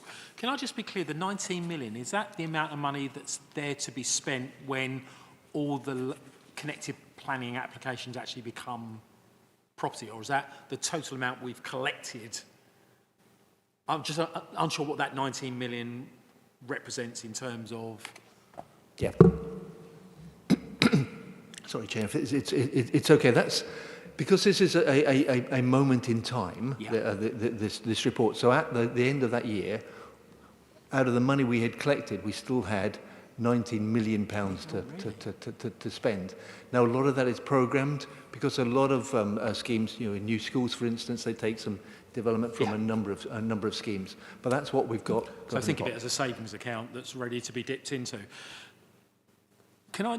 I'm really conscious, especially where I represent lots of house building, and Dave, you and I have had this conversation quite a bit, that the local plan is going to be is going to have big impacts on existing communities.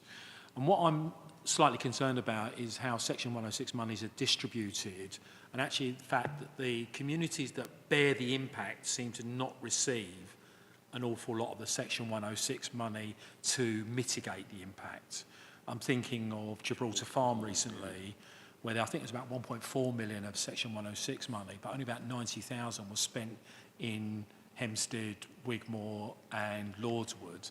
And my plea is, if we have to build these full 28,000 houses, we've got to make sure that more of that Section 106 money gets spent closer to the communities impacted, so that they become, it's going to be a difficult sell for members and for the council, but if we can say, of the Section 106 money, more of it was spent near to you in order to mitigate traffic flows, to improve pedestrian access, even cycle paths, it would actually help sell the schemes that we've got to produce. Thank you, Chair. Chair, thank you very much. Really good point, Councillor Lawrence. And I think that's why we've And I've always argued against us becoming a SIL authority, a community infrastructure levy, because what SIL does is it takes money from developments and puts it in a big pot, and then the council say, right, we can spend it anywhere in the authority. Section 106 is a different, because it's specifically to address the impact of the development. So the money we get in should be to actually be in that local area to address that impact. I say should be because there are exceptions to that, one being secondary schools, because the money from, say, Gibraltar Farm could go to a secondary school expansion anywhere in Medway. But in terms of primary schools, it should be a primary school close to that development because that's where the kids are going to go.